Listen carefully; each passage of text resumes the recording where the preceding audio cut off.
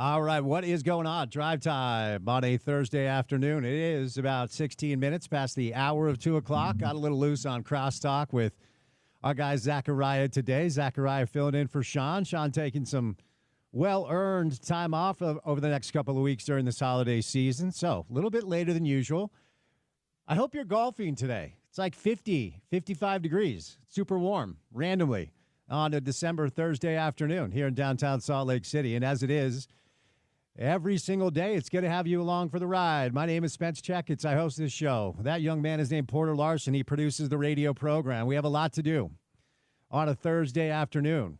Your Week 15 of pro football gets rolling tonight with a good one and a big one for both teams.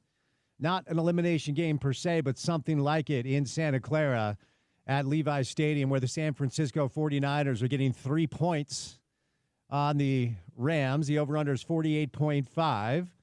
And this should be a fun game. We'll give you an update on the injuries prior to kick tonight. You can hear the game on our radio station as we are your home of the NFL in this market. So after we say goodnight, we'll throw it over to the Rams and the Niners live in Santa Clara. So should be a good one tonight. This is kind of the time of year where the separation will occur as far as teams that are still in the hunt and teams that have fallen back and have no chance. So a big weekend ahead that will culminate with a Monday night doubleheader. It's the Bears and the Vikings and the Falcons and the Raiders.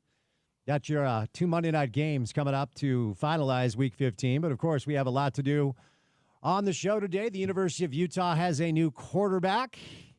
That news broke when we were on air yesterday. So we'll talk a little Devin Dampier today. And hopefully a little confidence for Ute Nation, a group of football fans that seem to have had a very rough few weeks. So we'll do some Ute football on the show today. We're going to do some college basketball on the show today. Utah back in action against Radford coming up on Saturday as we kind of get a little bit closer to Big 12 season play. Brigham Young got a win last night. A.J. DeBancy in the building. He was dancing. There was much joy to be had by BYU fans down at the Marriott Center last night. BYU got a win over Fresno State after starting a little slowly. Utah Hockey Club in action tonight against the Avs. The Avalanche, Utah Jazz will be back in action tomorrow as the NBA Cup continues to roll along. Some massive news out of the world of college football as Bill Belichick has signed a 5-year deal to take over at North Carolina. In addition to that, Dan Mullen, after a little stint in the media, is going to head to coach UNLV. So we're going to get to some college football storylines right off the top and throughout the course of the show today with a good guest list. We'll start out with Ben Solak. Our little guy, Ben Solak, who's now all grows up. As Vince Vaughn said at the end of Swingers, he's all grows up now. He's with ESPN, and he's like a massive star, so we don't get him that much. So we'll preview the weekend ahead in pro football with Ben today. Big show, big hour, live in studio, all three of us. Doesn't happen very often as Bowler is usually traveling and Gordon is usually confused. That was mean. Gordon Monson, Craig Bolerchak, live in studio, my old radio partner who I love. We'll talk about the local landscape in college football. We'll do some BYU, some Utah, and some Utah Jazz. Zach Harper drops your NBA Daily Assist. And as we are wont to do on Thursdays, we'll bring in Garrett and Preston Handy from the law firm of Handy and Handy. So we have Ben Solak, Gordon Monson, Craig Bolerjack, Zach Harper, Little Sports Court on a Thursday. Me, Spence Checketts, all of you, the great listeners. And that guy, Porter Larson, on a Thursday afternoon. You have a Christmas tree up? I don't have the tree up yet. I don't. I also live alone in a tiny apartment. So. Well, I live alone in a tiny establishment, and I got my tree up this morning. I was actually very proud of myself.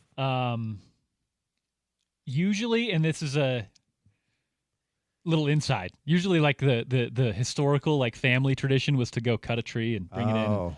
But Dad's gone, brother, a lot there. Okay. Well, I'm sorry for bringing that up. If it's okay. Bringing some, you know what? After the show, I'll go find a tree. You and me are going to go cut down a tree, pal. I'll drive the car, and then you do the rest. There we go. And I'll drive down the canyon. Yeah, my family did that once, and after the reaction of the entire group, didn't happen again. It's fair. That's an episode of Christmas Vacation. The first time I saw that, I'm like, yep, perfect. Right on point. So Porter producing the show today. We got a lot to do. Ben Solak's going to be our first guest right out of the gates. But before we get to Ben, courtesy of our good friends and your good friends, too. It's Standard Restaurant Supply. It's your one-stop shop for all of your tailgate needs. It's time now for your opening tip.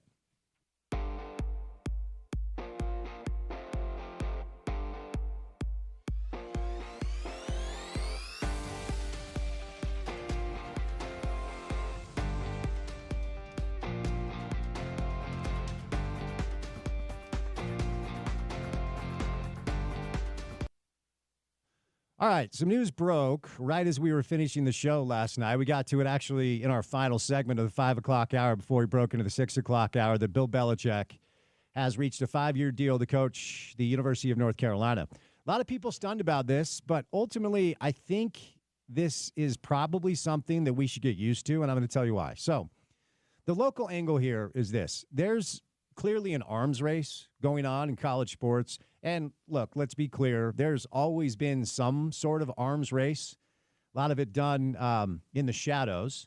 And sometimes programs get caught and they get punished, like SMU or Miami. And sometimes they get caught and they don't get punished, like Kansas, etc. Kansas basketball. So the arms race isn't new, but the fact that it's now front-facing and it's clearly a front-facing revenue-generating product as far as really having no choice after essentially Mark Emmert and his staff were thrown out of the courtroom and said, you are a serial antitrust violator. Go figure out a new business model, which Emmert never did, and the NCAA still hasn't done. But ultimately, what we're left with here right now is a product that is worth tens of billions of dollars with no regulation. Okay, so what that's going to lead to is private equity, venture capitalists, finance bros, VCs, essentially understanding that there's blood in the water and there's no regulation. So you're going to start seeing college football teams purchased by powerful, rich people, much like we've seen in the NFL. I can promise you that's happening. It's already happening behind the scenes. You're going to hear over the next few months, my guess is, and this is a total hypothetical. This is not off any inside information. But like 49% of Ohio State will be sold to a private equity fund for like $700 million or something like it. And that is a massive investment that will pay off dividends once college football leans in entirely to the pro model. Essentially, it's there.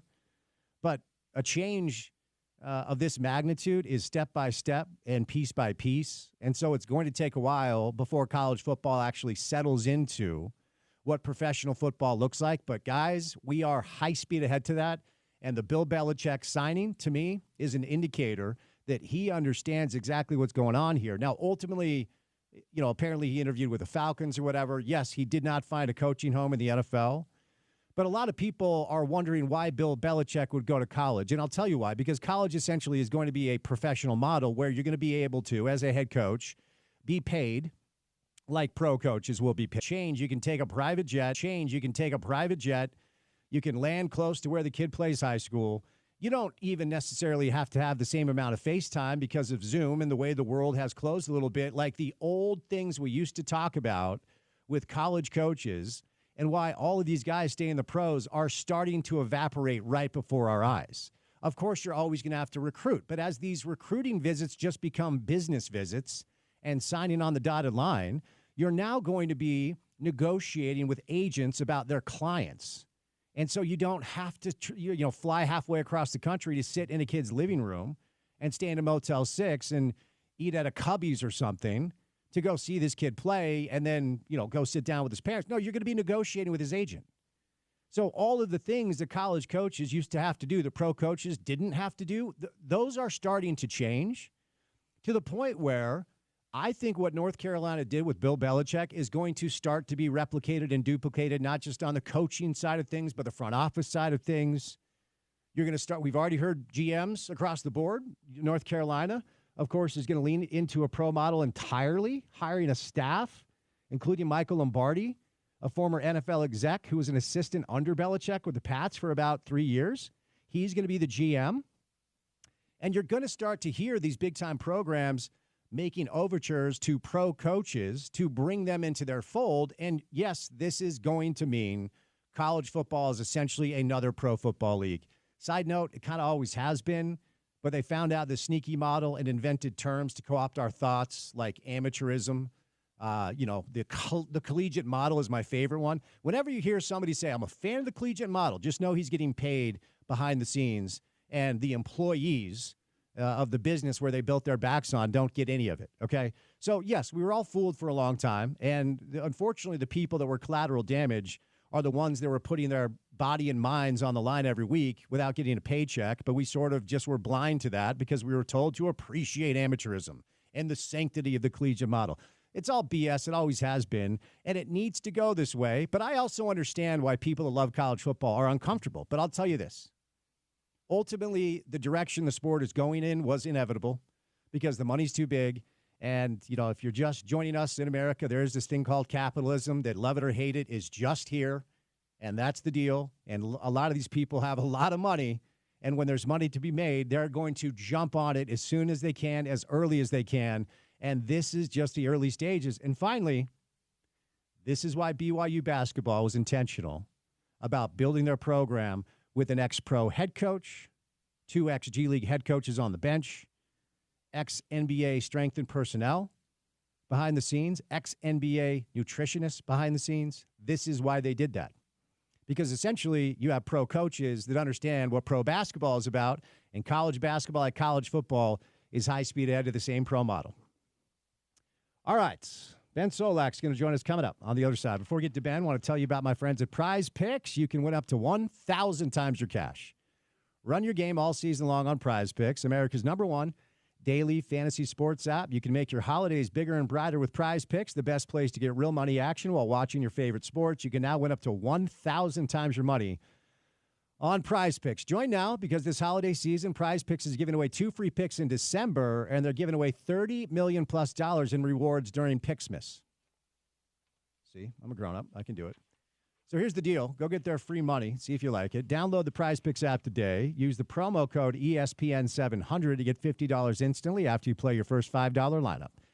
Download that Prize Picks app today. Use the promo code ESPN700 to get $50 instantly after you play your first $5 lineup. Prize Picks, run your game all season long. Some pro football right out of the gates with the great Ben Solak coming up next right here on ESPN 700.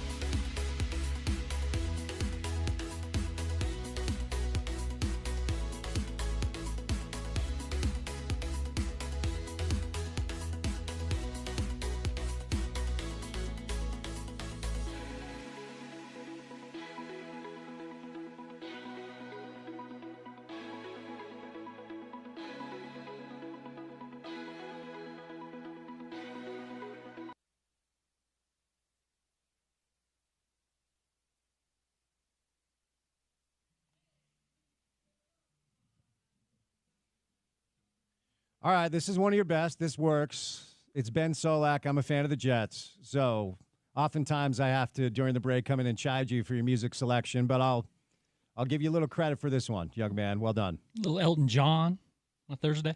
Yeah, I mean, if I'm going to get an NFL theme with the Jets, I hate to do it to you, but it's got to be done. No, it's all right. It's all right. So excited to bring in our next guest. When I first met him, he was a rising star. Now he simply is just a star. So it's fun to watch all of his work, read all of his work over at ESPN. And Ben Solak is good enough to give us some time on a Thursday. Ben, happy Thursday, buddy. How we doing? Thank you, Spence. I enjoy the music as well. I think it's the second time he's done that, so it's a good bit now. Okay, it is. And, I'm all about the bits on the show, as you know. I got to ask, though, what's the Ben Solak Christmas excitement level? Are you all in for the holidays? Is it not your thing? What's the deal there? I do love the holidays. I'm a big Thanksgiving guy, and so I try to enjoy my Thanksgiving. And then as we start December, I transition to the Christmas season. But here in Michigan now, we're starting to get our first nice big snowfalls. I'm looking out of a snowy window right now. That's getting me very, very excited. Once I get the bright white and the windy and the blustery, it makes me real happy. So yeah, I'm feeling the Christmas spirit. I'm excited for the holiday. All right, good stuff. Good stuff. We're the home of the NFL in this market. So after this show wraps up at 6:00, we throw it over to Santa Clara, Levi Stadium, where the Niners and the Rams will start us off for Week 15. I can't believe it's Week 15 already, but this tonight, Ben, is kind of a sneaky big game, isn't it? How do you think it's going to go down? Absolutely, yeah. I think that Rams performance that they had against the Bills has a lot of people excited about the Rams making an NFC West push, and let's get that Week 18 game against the Seahawks to be for the division. But this is a team that has struggled a lot against the Niners in the history of Sean McVay and Kyle Shanahan. They won the last two, but before that it was 9 out of 10 won by the 49ers. And the game that the Rams won in Week 5 was one that the Niners had like a 97% chance to win it with 5 minutes left, and then some wacky end of game stuff happened, and big defensive pass interference penalties, and all of a sudden the Rams sneak out with a victory. And so I think the Niners are the better team, even with the injuries considered, and they're favored at home accordingly. That Rams performance against the Bills, so good in the passing game, but they were really perfect in terms of like third down, no sacks, no turnovers. It was just a level of execution that's hard to keep up. And I think this Niners team is getting healthier, potentially getting Nick Bosa for this game, returning Talanoa Hufanga to the starting lineup. Travarius Ward is back. Like they're getting some guys on defense. Dre Greenlaw could potentially go in this game. I think it's going to be a Niners win. I think it's going to be plenty of points. I think it's going to be a tightly contested game. We'll see if the Rams can keep these last scraps of a playoff hope alive. To start the season, Vegas told us if you were going to bet money on a Super Bowl winner, there were really only 2 options. And, of course, one was the Chiefs, and we'll get to them, but the other was the Niners. Obviously, the injuries are, first and foremost, the things you have to bring up as far as why they're sitting here at 6 and 7. But do you leave any space, Ben, in your mind for the Niners to potentially still do something extra special despite all their injuries? Like, what is the best possible scenario, in your opinion, for the Niners the rest of the way? Yeah, not mathematically impossible, but I would be very surprised. I think it's real tough to have as long of a season as you had last year, and then to come into this season this year, and so clearly everybody's just a little bit dinged up, right? They played so much football in 2023 that McCaffrey's not healthy when he comes back. Trent Williams can't get healthy. Nick Bosa had the oblique problem on one side, and now he's down on the other side. He was compensating for the first side. Like that's part of the Super Bowl hangover is the way that hits kind of accumulate on you. And so I think it's going to be tough for this team to get up off the mat and really string together the victories necessary to make a playoff push. What's interesting for the 49ers is that at the start of this season, they were clearly of the mindset, okay, one last year, right? Push all the chips into the middle. Let's keep the whole band together. Let's see if we can actually get this ball across the line. And now with all the injuries, with the age accumulating on Deebo Samuel, Christian McCaffrey, so on and so forth, they're looking at a little bit of a reset. And so I think the important thing to watch for the 49ers is how some of the youth continues to play on this team. The guys like Ricky Pearsall getting important moments, right? The guys like Malik Mustafa getting important snaps here, who can be a cornerstone piece for us moving forward. And then next offseason, I think you're going to see some pretty aggressive cuts from them. They're going to move on from some big money guys. And then we'll see how that money gets redistributed, because Brock Purdy is going to be a second contract quarterback, and they're still going to have Kyle Shanahan. They're still going to have great weapons. There's no reason it should be any longer than a one-year reload. It should just be a quick reset on the cap, get a little bit younger, get some draft picks into a good position. Let's see if we can repush. And so it's going to be an evaluation period for the Niners, watching a lot of the young players here in December, trying to figure out who do we move on from, who do we make as our new cornerstones, and how quickly can we get this thing back into fighting shape. Let me follow up and ask you what you think they do with Purdy. I mean, they have to sign him, don't they? I think you do. I think that it's funny. The NFL is very nuanced. So there's the different things and schemes and quarterbacks and players, this, that, and the other thing. When it comes to big quarterback contracts, it's actually pretty binary, right? It's okay. Does this guy elevate, right? Is this guy a clear franchise quarterback? Can he win games for us? Can he make plays outside of structure for us? Does he raise our floor and raise our ceiling? If so, he's probably worth $55 million.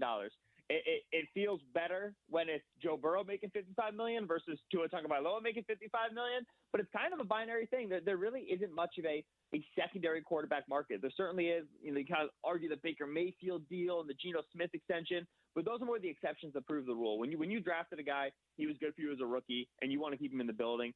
The cost of doing business is the cost of doing business. So I do think that they kind of have to pay him.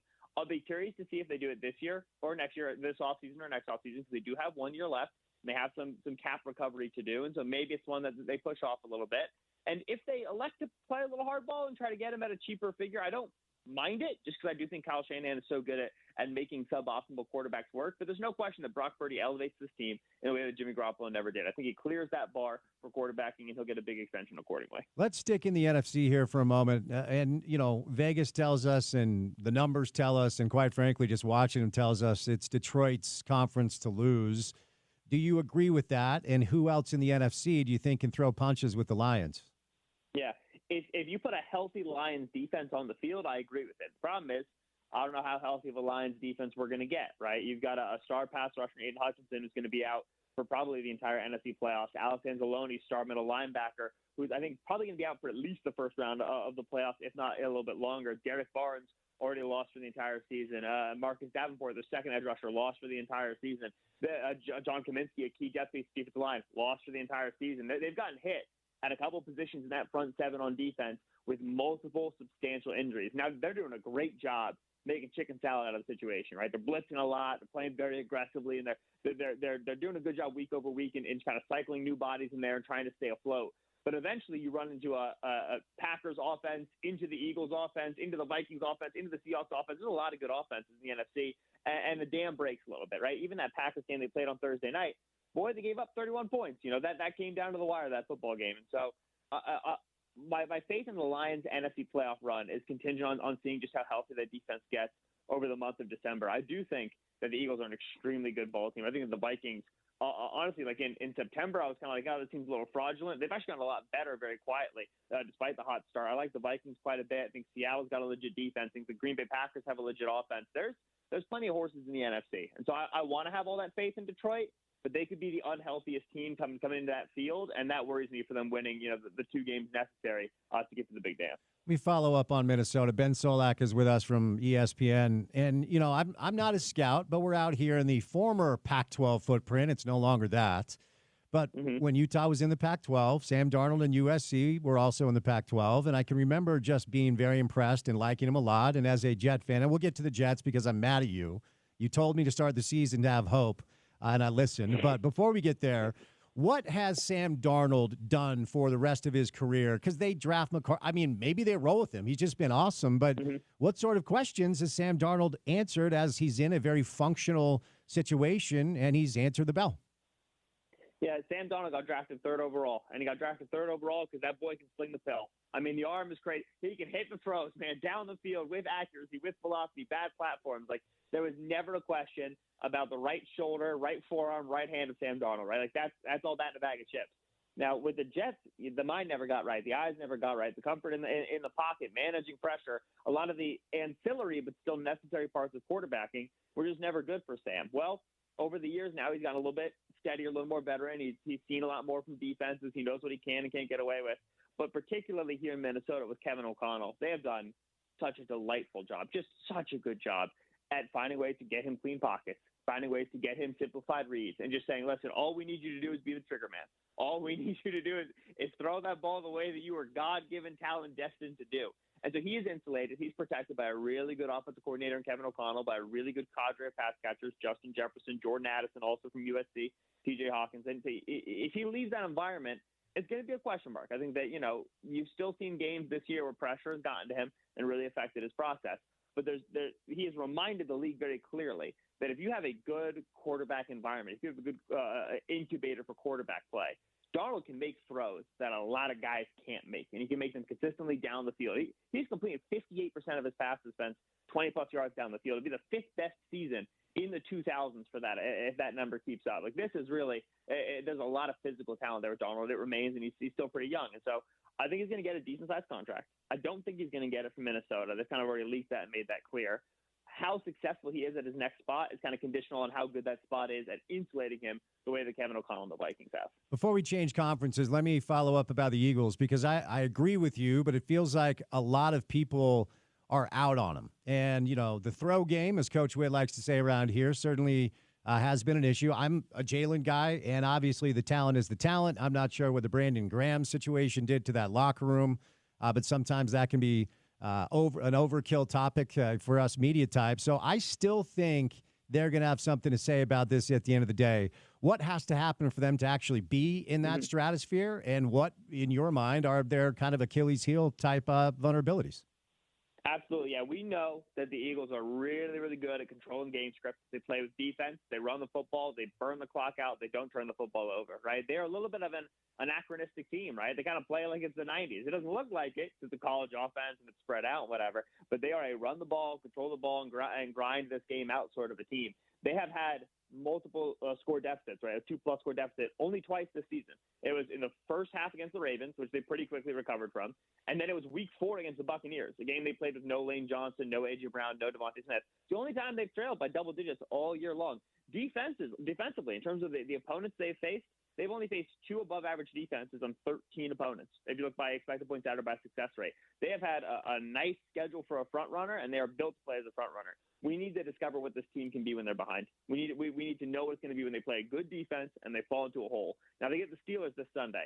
I don't know if they're going to fall into a multi-score deficit against that Steelers offense, but this is going to be the best defense they have played all season, full stop. And I think we're going to learn a little bit more about what this team looks like when they actually have to be in a rock fight for 4 quarters. They don't get that lead and then just pad it and cushion it with that excellent running game. And so if the Eagles, if you guarantee me the Eagles can play 3 NFC playoff games on a nice neutral script, they never fall behind, it's always a close game, they can hang with absolutely anybody. We do not yet know what this team looks like when they are forced to pass, and that's the big question for them as we fill out the NFC playoffs. All right, moving over now to the AFC. My first question simply is, with the way Kansas City has evolved into this, like, we'll take whatever you give us and we'll figure out how to run out the clock and beat you at the end every week if we need to. Is there a team, I feel like it's probably Buffalo, but we've seen the movie before. Is there a team, Ben, come playoff time that you think can just outsmart Kansas City to get in their way of a third straight? Absolutely. I think every single team in the AFC playoffs is capable of it, because to win a game the way the Chiefs are currently playing the game, you have to be perfect.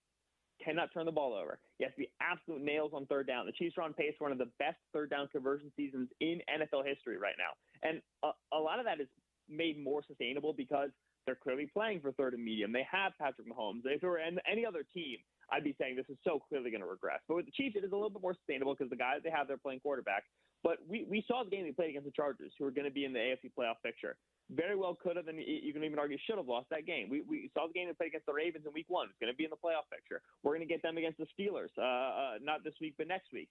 We've seen them play close games against the Raiders, against the Broncos, who are not necessarily big playoff contenders. Like, the Chiefs are designed to play close one-score games late in the fourth quarter, which means they are inviting a world in which one thing, Kadarius Toney lines up offside, somebody lands the wrong way going out of bounds, a kick is missed instead of hit, and all of a sudden they lose to a team that is quote-unquote inferior to these Chiefs who've won so many games and won these Super Bowls. And so the Chiefs are very fragile. They are very, very, very beatable. Which team is going to do it? Which game is going to happen? Don't ask me. I don't freaking know. They've won 15 straight one-score games. Like, it's going to happen at some point. It's just very hard to figure out when that dam is actually going to burst. And so this is the most vulnerable Chiefs team that has entered the AFC playoffs in quite some time. And if you're giving me a choice between the Chiefs and the field, who represents the AFC in the Super Bowl, I'm picking the field every single time. All right, let's stay in the division. We have a lot of Bronco fans around here just based off of proximity and geography. The Raiders are now closer than they are, but it'll take a minute for, I think, the Raiders to kind of spill into this market here in Salt Lake. And so the Broncos kind of are the home team. And I just wonder what you feel Sean Payton has figured out with Bo Nix in year 1. Oh, man, Sean Payton's thoroughly in his bag. I was really not too impressed with Payton in the last year of Russ in 2023. And there was a lot of buzz out there that, Peyton kind of wanted to get past the Russ era and move forward. And so you kind of give him a little bit of a wave for that. It's clearly not, what he wanted his offense to look like. Here in 2024, the amount of creative stuff they're doing, their screen game is excellent. They run a sprint out game in a way that it's hard to run a sprint out game in the NFL, but they'll roll Bo out intentionally, cut the field in half, make things simple for him. That's working really well for the rookie. They've got this very diverse backfield, right? They've got three backs in Javonte Williams, Will McLaughlin, and Audric Estime, whom they use. And then they'll put Marvin Mims, wide receiver, back there, play him a tailback, and they'll throw some out of the backfield, all sorts of nonsense. This is a very diverse offense, and it's a very designery offense. Every single week they walk out with 4, 5, 6 plays that are really built to beat the other guys. What does your defense do poorly? Who do you not trust on defense? We're going to go after that player. This is a tough offense to plan for, even with a rookie back there. And you've seen Bo's confidence really improve, and his processing speed really improve over his short career. You remember those early games. He's playing against the Chargers, and he's late to everything in the middle of the field. Seahawks in week 1. He's just every throw 10-plus yards down the field, he's dirting it right at their ankles. He didn't trust NFL windows, NFL speed yet. It's that typical change going from the college level to the pro level. The speed gets so much faster. Now you're seeing Bo play a lot quicker, and he's entering that highly accurate point guard style of play that really made him successful at Oregon. And so the Broncos offense has realized it's a handful. And as they continue to improve personnel, not this year, but into future seasons, and they get a couple more winners, more than just kind of Cortland Sutton, it's going to be a lot. It's going to be a lot to deal with. So I'm impressed with the work Sean Payton's done with that offense.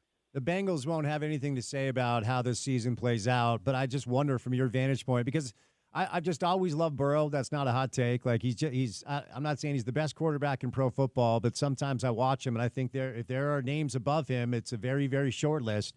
What's fair to say, Ben, about the way Cincinnati seems to, from my perspective, have failed Joe Burrow this year? Yeah, I think that Cincinnati wanted to run things back from the 2021 Super Bowl season. And if you're still running things back 3 years later, you missed the train. Right? They went and re-signed Von Bell. Oh, let's return our safety duo to what it was in the past.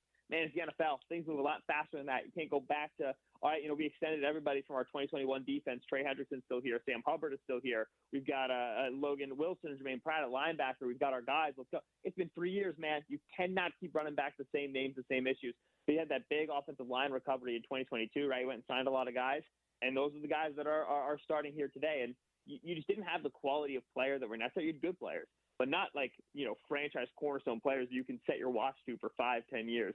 They didn't have that caliber of a player outside of Burrow, Jamar Chase, and T. Higgins. And now they've gotten to the point where they have to pay Burrow, they have to pay Jamar Chase, and who knows if they're going to be able to pay T. Higgins or not. You've just seen the attrition really wear on this roster, right? That defense is just toothless outside of Trey Hendrickson. They just do not have players who are fast enough, productive enough in the pass rush, good enough cover men. They've done a lot of work drafting for that defense. They've just missed their picks. Sometimes it happens. I don't even think that they've made that bad of picks or that it's a bad front office. It's just that's the nature of the NFL draft. Sometimes the coin flips and it lands up tails. You got unlucky. And so the attrition really wore on this roster over a couple of years. And now they're entering a new age of roster building, right? Previously it was the Joe Burrow's cheap, Jamar Chase is cheap, we can extend all of our guys. Now it's all right, Joe Burrow's very expensive, Jamar Chase is very expensive.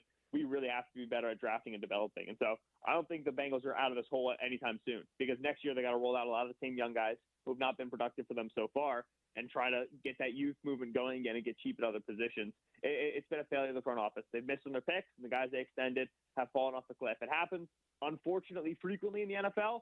Tales old as time, and we're watching it now in Cincinnati.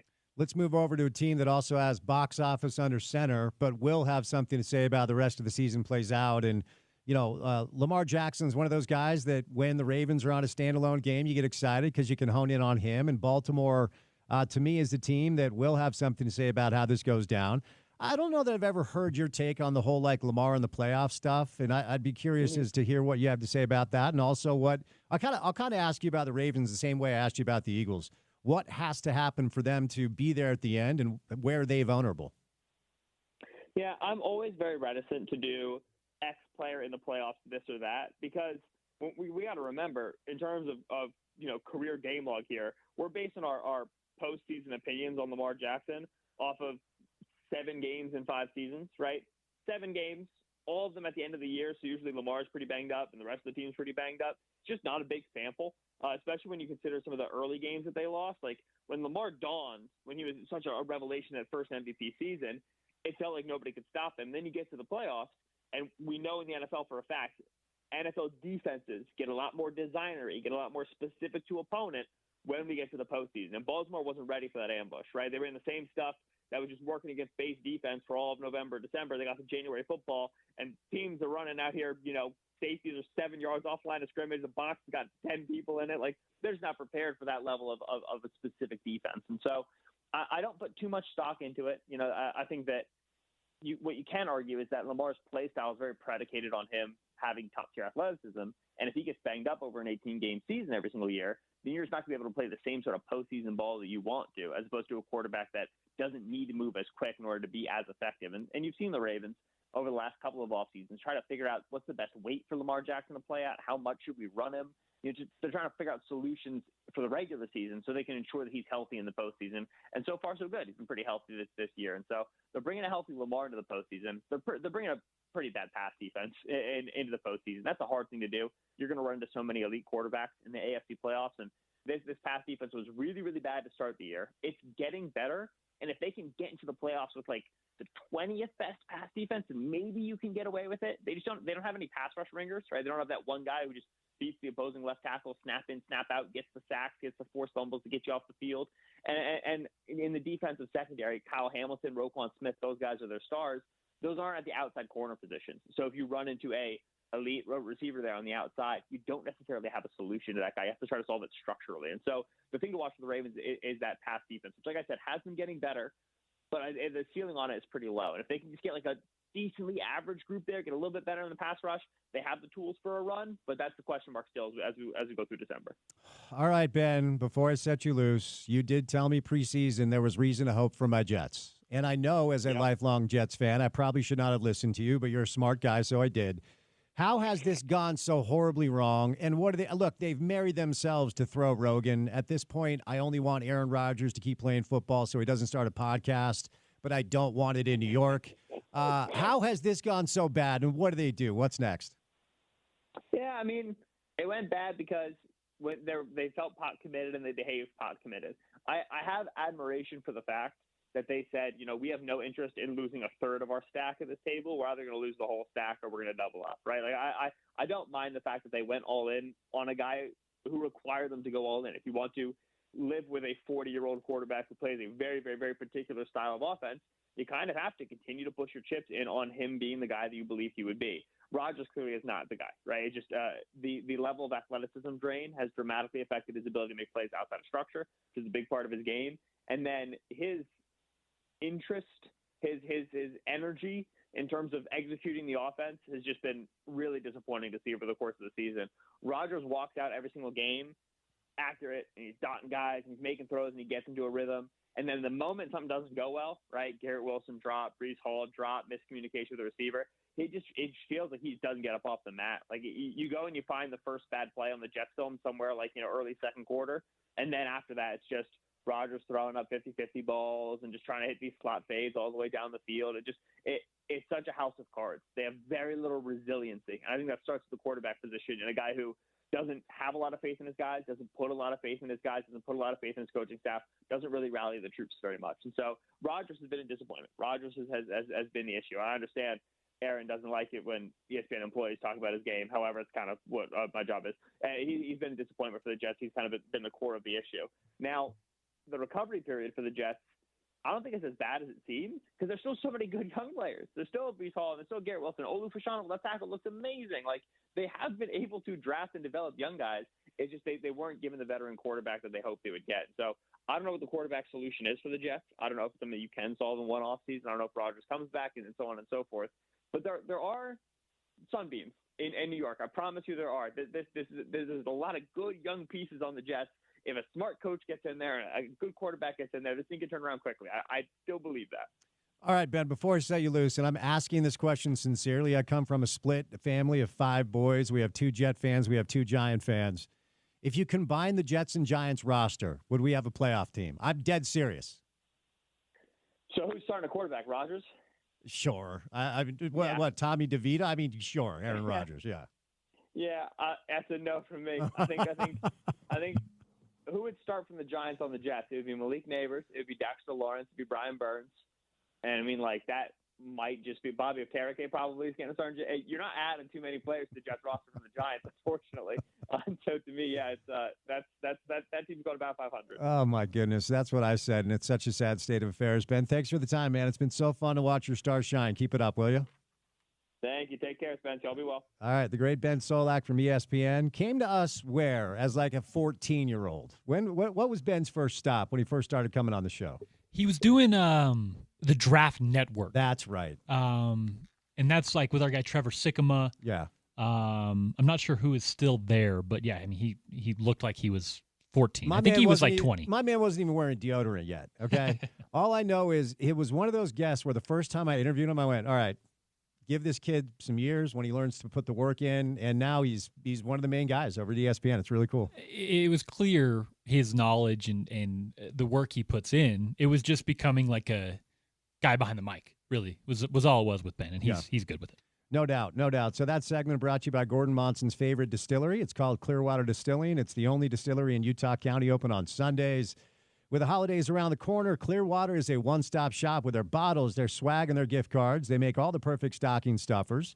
It's the perfect time because they just did a major rebrand of Gordon's favorite whiskey. It's the cinnamon whiskey. It's now called Canella Cinnamon Whiskey. I tried to get it to Monson Whiskey. They said, no, thank you.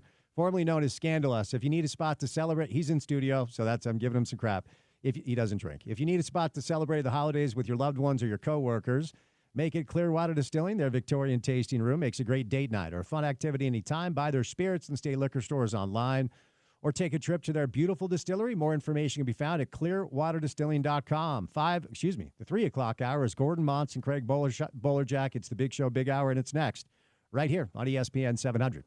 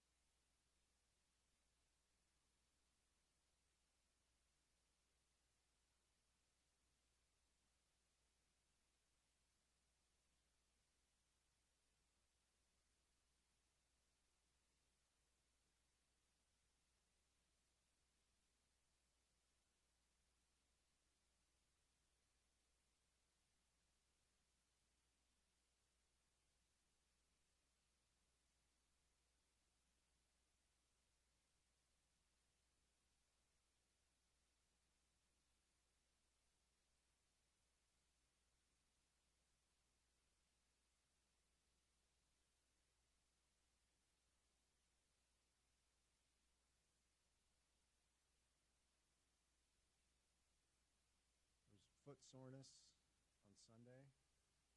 They're out of the NBA Cup. I mean,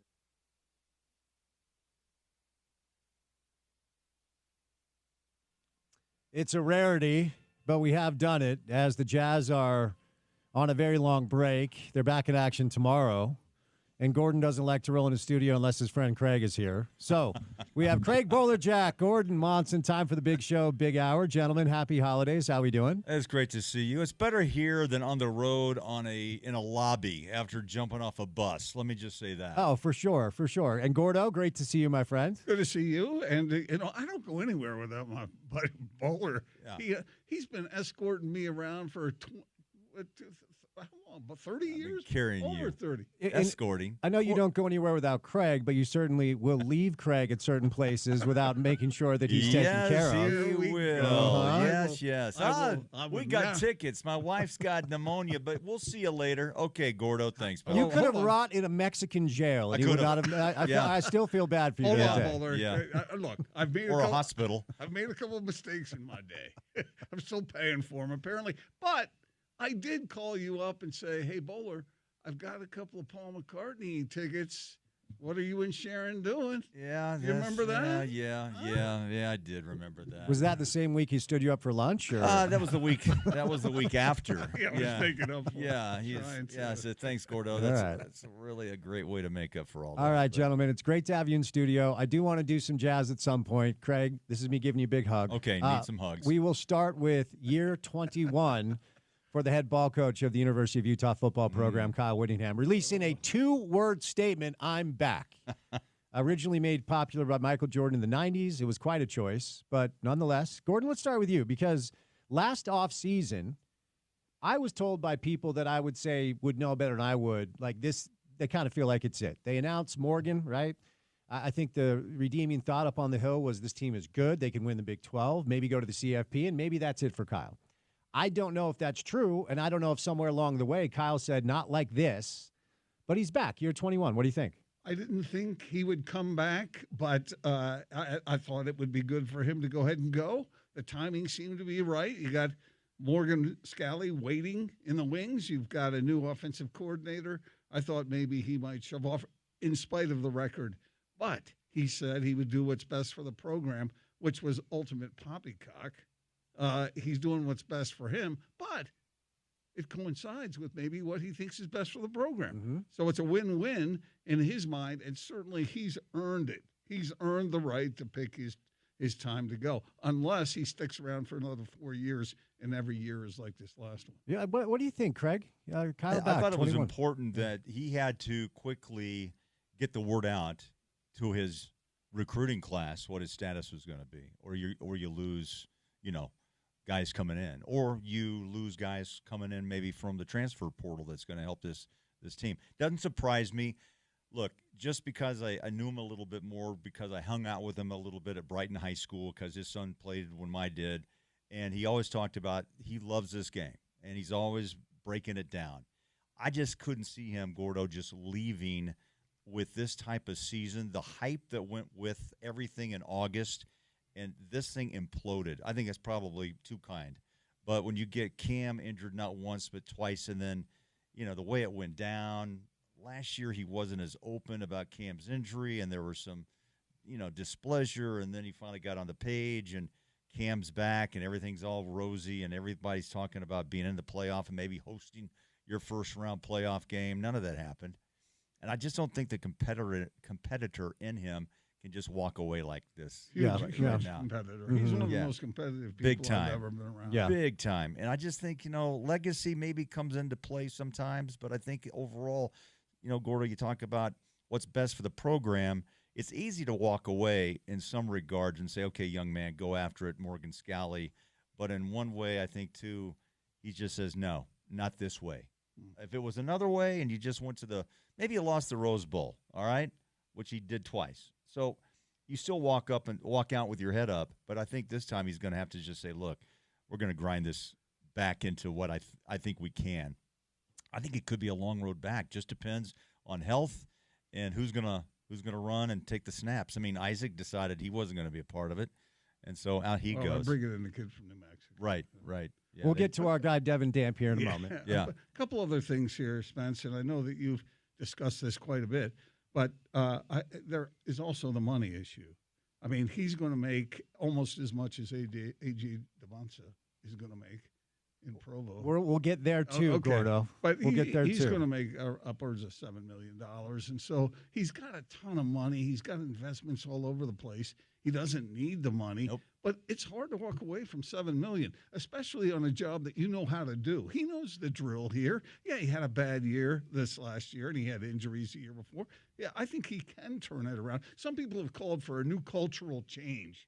But think about what Kyle's done at Utah.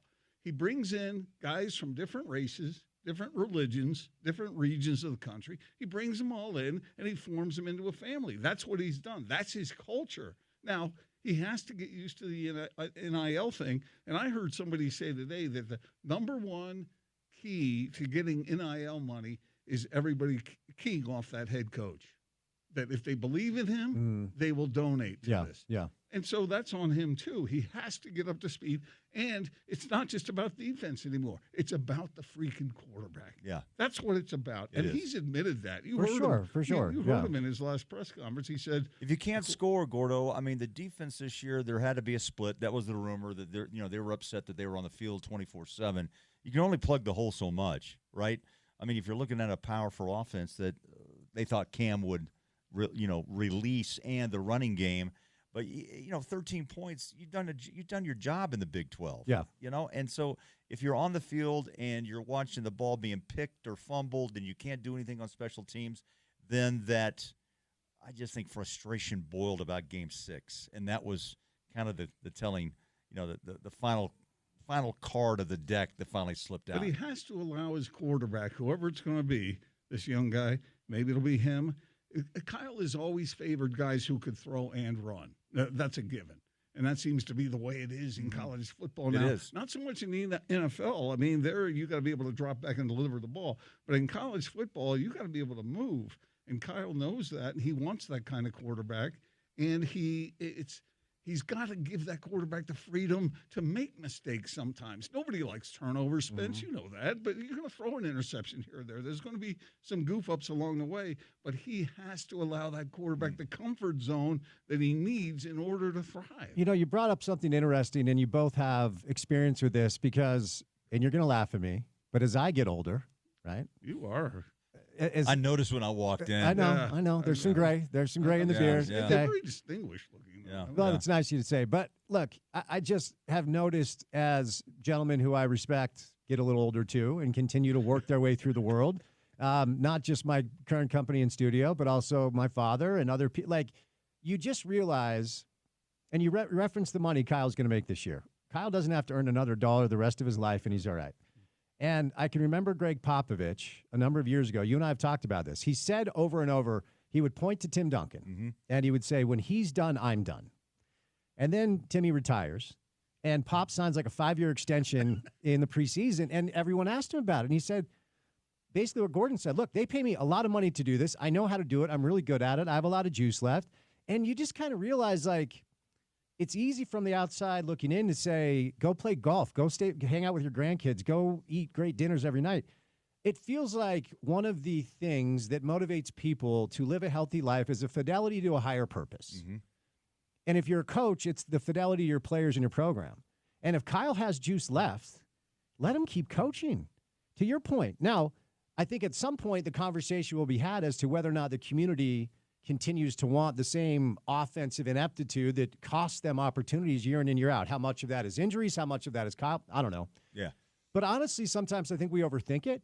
And I think Kyle's the type of guy, like the two of you, who loves what he does. He's good at it. It helps him get up and is motivated every day. And maybe he doesn't want to go try to be a 5 handicap yet. Maybe he just wants to keep coaching football. He's a long way away from a 5.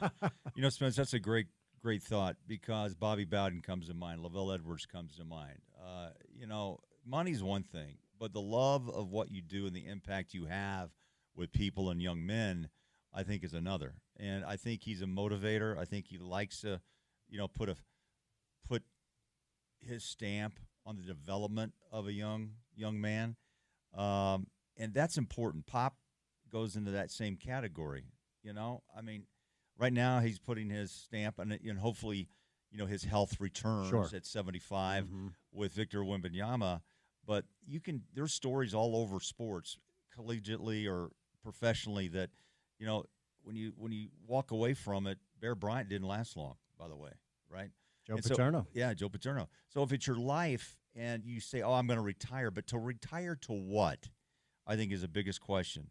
You got to retire to something, not from something. Right. But you know what? Some people don't have that. That's only their life. I can't imagine. Popovich lost his wife about 4 years ago, maybe 3. And I just think he is so engrossed in coaching and development of young players that's his life. What's outside of it? Probably a good bottle of wine, right? And he loves restaurants. But I think it's hard to say to your mind. It is for me. Gosh, Gordo, I mean, you're still writing. The pen is still out there, right? Yeah. I mean, you can write until you're 90. I mean, well, maybe. But, I mean, for me, I love what I'm doing. My body says, you're old, but my mind, I feel good. But I think everybody goes through this transition of, like, what the hell am I going to do? Here's the thing, though, and Spence mentioned the connection to the higher cause. Mine is, more heavenly. Okay. Than that. That's my the third level, the number what, like all the way up? Now you guys have to fill me in on it. No, I think about 3 years ago it was, and every time I read a column of yours, I feel like we're knocking it down a peg or two. Maybe one level below pavement. Yeah, you got some work to do, pal. You know what I mean, pal? Get right with your maker. Yeah. I guess. But Bowler, I can relate to everything you said, and you and I are close to being about the same stage of life, and we are in the same stage of life, and but we love what we do, and we're going to keep doing it until we don't love it anymore. Yeah, I think the one thing that any coach wants to hear, or any person saying, your fastball is gone. You're not up to I don't want anybody to tell me that. I want me to realize it myself. So, yeah, absolutely. Yeah. I mean, that's the way you want to go out, is on your own terms, not to have somebody say, you know what, here's the door. We appreciate you. But Spence brought up his dad, and your dad, Dave, I don't know if he'll ever retire completely. I don't think he's wired that way. And I do think it's different than it was when my father's father was growing up and my mother's father was growing up. Like my mother's father, may both of them rest in peace. Loved them both, but we buried Grandpa my mom. Was a great guy. Oh, he's the best. Triple L, and he loved you. He loved our show, Grandpa Leishman. And when, he passed about a year and a half ago, which was a hard day for our family, but he retired in his 60s because that's kind of what you did. Yeah. Now, he was wired, to the point where he went and learned everything about computers and got into he never fully retired either. But I just think the days of like, hey, you're 65. If you have enough money in the bank, go away and enjoy the money. And, that's not how it is in society anymore. Like if you've cultivated a skill set and somebody's willing to pay you handsomely for your skill set, do that until you get kicked out the door. Well, Bowler's like Kyle. He doesn't need money anymore. He's got plenty of that. Nobody wants to hear that coming from you, Gordon. Goodness gracious. Who's got the yacht and, the 4 cars and, But it's the love of the game. And, of course, and it's Porsches. It's the kids. And Cayenne Porsche. Yeah, it's about the kids. But anyway, look, life's too short not to enjoy whatever the hell you're doing. Mm-hmm. If you enjoy it, do it. I know Kyle, his dad passed away at 64. He's 65. We've talked about that before. But he still sees a purpose in what he's doing. And look, this guy has had a great effect on a whole lot of young men, who have, as I said, come together. He brings guys from all over the place. And I'm not saying that Kyle is the most warm and fuzzy guy on the planet, but he's really smart. He hasn't lost anything as far as brain power goes. And he likes working with the younger people. So why not allow him to do that? And he has earned the right to pick his time. And that's really rare because I remember talking to Frank Layden about this. And he said, I asked him why he retired because remember he had Stockton and Malone and he could have won a ton of games. What Frank did is one of one in pro basketball history, and he had a lot of other interests as well in the arts and performances and whatnot. But I remember him saying that one night he got thrown out of a game, and I can't remember which referee it was, but it was one of the was it Jake McDonald? He didn't like Jake at all. It was one of the older referees. Anyway, Salvatore. He said here he was. He had earned a certain station in coaching, and he said that referee threw him out of the game like he was yesterday's garbage. Mm-hmm. And he said at that time he saw Tom Landry get canned. Tom freaking Landry. Jerry Jones got rid of him, and I remember him saying, I don't want to lead the game that way. I want to lead the game according to my own terms, not somebody else's. Yeah. You know, sorry, Craig, go ahead. I was just going to say, if the university didn't feel confident in Kyle, I think that's another piece of this equation. Mark Harlan, who's been under some fire, just in the sense of his emotion of the season. There's a lot of alums who can – remember I was doing Max last year at Texas, and I was watching the donors walk in, and the ones that wanted him, they had the checkbooks kind of hanging out of their pockets. I'd say sometimes go down to Austin and just look at how Texas is run. Sarkisian's really kind of retooled that entire program, but they should be good, in my opinion. But getting back to Mac, he knew he was on his way out the last season that we were covering Texas football. But he didn't want to leave, but he had no choice. And I think at Utah, he probably could have been pushed out by the Crimson Club, right? Because you just said something really important. The NIL now becomes such an important cog, and if they don't believe in the coach, they're not going to pull out the checkbook and write the check to give the next kid in to make this team make the school a winner. Compliment to Kevin Young down south. Yeah. And we will get to that coming up next. It's historic. I mean, Brigham Young locks in not just the number one high school recruit in the country next year, but a player that most scouts believe over the course of 3 different classes is the best player of all 3 classes, including Cooper Flagg. We're going to talk about that coming up next. But one more thought here, because Craig mentioned something, and I've been thinking about this ever since Kyle announced that he's coming back, because as Craig put it, you don't want somebody to have to tell you that you've lost your fastball. Hopefully you understand that you've done that and maybe it's time to step aside. And I very much don't want to have a conversation about Kyle. If we're sitting here next late fall, early winter, and they're 3-8, and this NIL stuff isn't working, right, then the noise around him is going to get loud because the succession plan is in place. This does not have to be a lengthy thing. This could be, hey, buddy, you're moving over 1 seat, and your time has come. And I do think there has been enough of a negative reaction to the news that has caught me off guard, that if the OC hire doesn't work and the quarterback isn't great and the transfer portal doesn't breed talent and it's another year of underperformance, next late fall, early winter, the conversation around him is going to sound different. And I badly do not want to have that conversation about Kyle Whittingham. The OC hire is on the coach, right? I mean, that's his staff. But it's also Morgan. Right. Kyle said Morgan was going to have a large say-so. Exactly. And he should, right? Because on paper, we know what the future is, Morgan Scalley. Does he get a little bit disruptive, or let's just say he's got restless legs because he's asking himself, Gordo, really? I thought my turn was now, but now I wait again. So that could cause a rumbling, but maybe not. Well, winning cures all, by the way, most of the time. But getting back to what Spence said, if he doesn't win this next year, 2 words. I already said them. Tom Landry. If that guy can be canned, anybody can. Indeed. Yeah. So coming up on the other side, as Gordon referenced, it's a historic week for BYU basketball, and by proxy, maybe BYU's athletic department as a whole. So we'll get to that coming up on the other side. We will do a little jazz. I promise you that, as Bowler's in studio.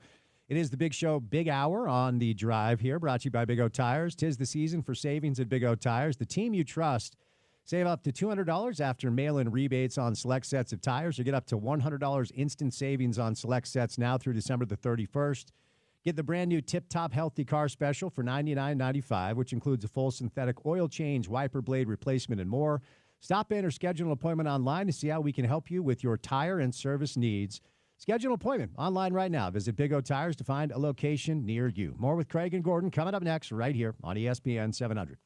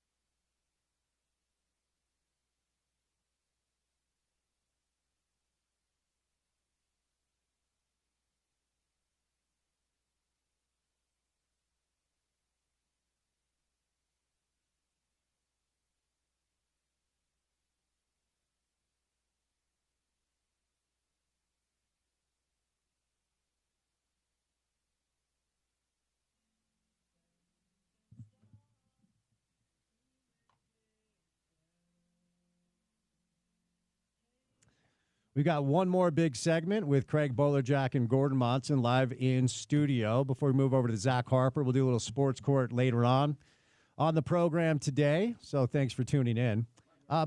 Let's get their mics on. We'll turn your mics on. I have a little fun fact about Hey Jude. When they did that presentation to the world with all the fans that came in and they were all singing, John Lennon forgot the words at one point. Hey Jude. Well, I think he remembered that because it said over and over again, right? Spence, did you see him, though, swaying back and forth? He had his eyes closed. He loves it. Gordon loves the Beatles. Going like this, like, oh, yeah, man. Loves himself some Beatles. I watched. Did you watch the Scorsese thing on Disney Plus? I have. I saw part of it. It's like 17 hours. So No, that's the other one. Oh. That's the Peter Jackson thing. Okay. This one's called Beatles 64. Oh. Check it out, guys. I think you'd appreciate it. A lot of Beatles content out there because the one I started, I was like, oh, this is really cool, but I also live my life, so I can't watch like 14 hours of this. But less Beatles, more sports. We've learned now that A.J. DeBanza signed his letter of intent November the 20th. And so folks at BYU, and I got a little, seed here or there, like, wait to see what's going on. And so obviously A.J. played some high school basketball here at Utah Prep after spending a year in California. So this news, he got over $1 million for that. This news did not surprise people that were expecting it, but I always get such a kick out of watching national media react to BYU news like this. So AJ and his father go on First Take, and Stephen A. Smith is expecting Carolina. Yeah. You can tell he drops BYU, and Stephen A. is like, "Wait, what? You're doing what?" A little bit stunned. I thought AJ handled himself really well, but look. This kid, A.J. DeBanza, is not just the #1 high school recruit in the country for his class next year. According to a piece I read on CBS Sports, they talked to a bunch of scouts. And if you're a Jazz fan, this is actually good news because the Jazz, breaking news, are not very good at basketball right now. So Cooper Flagg is the #1 prospect in this class.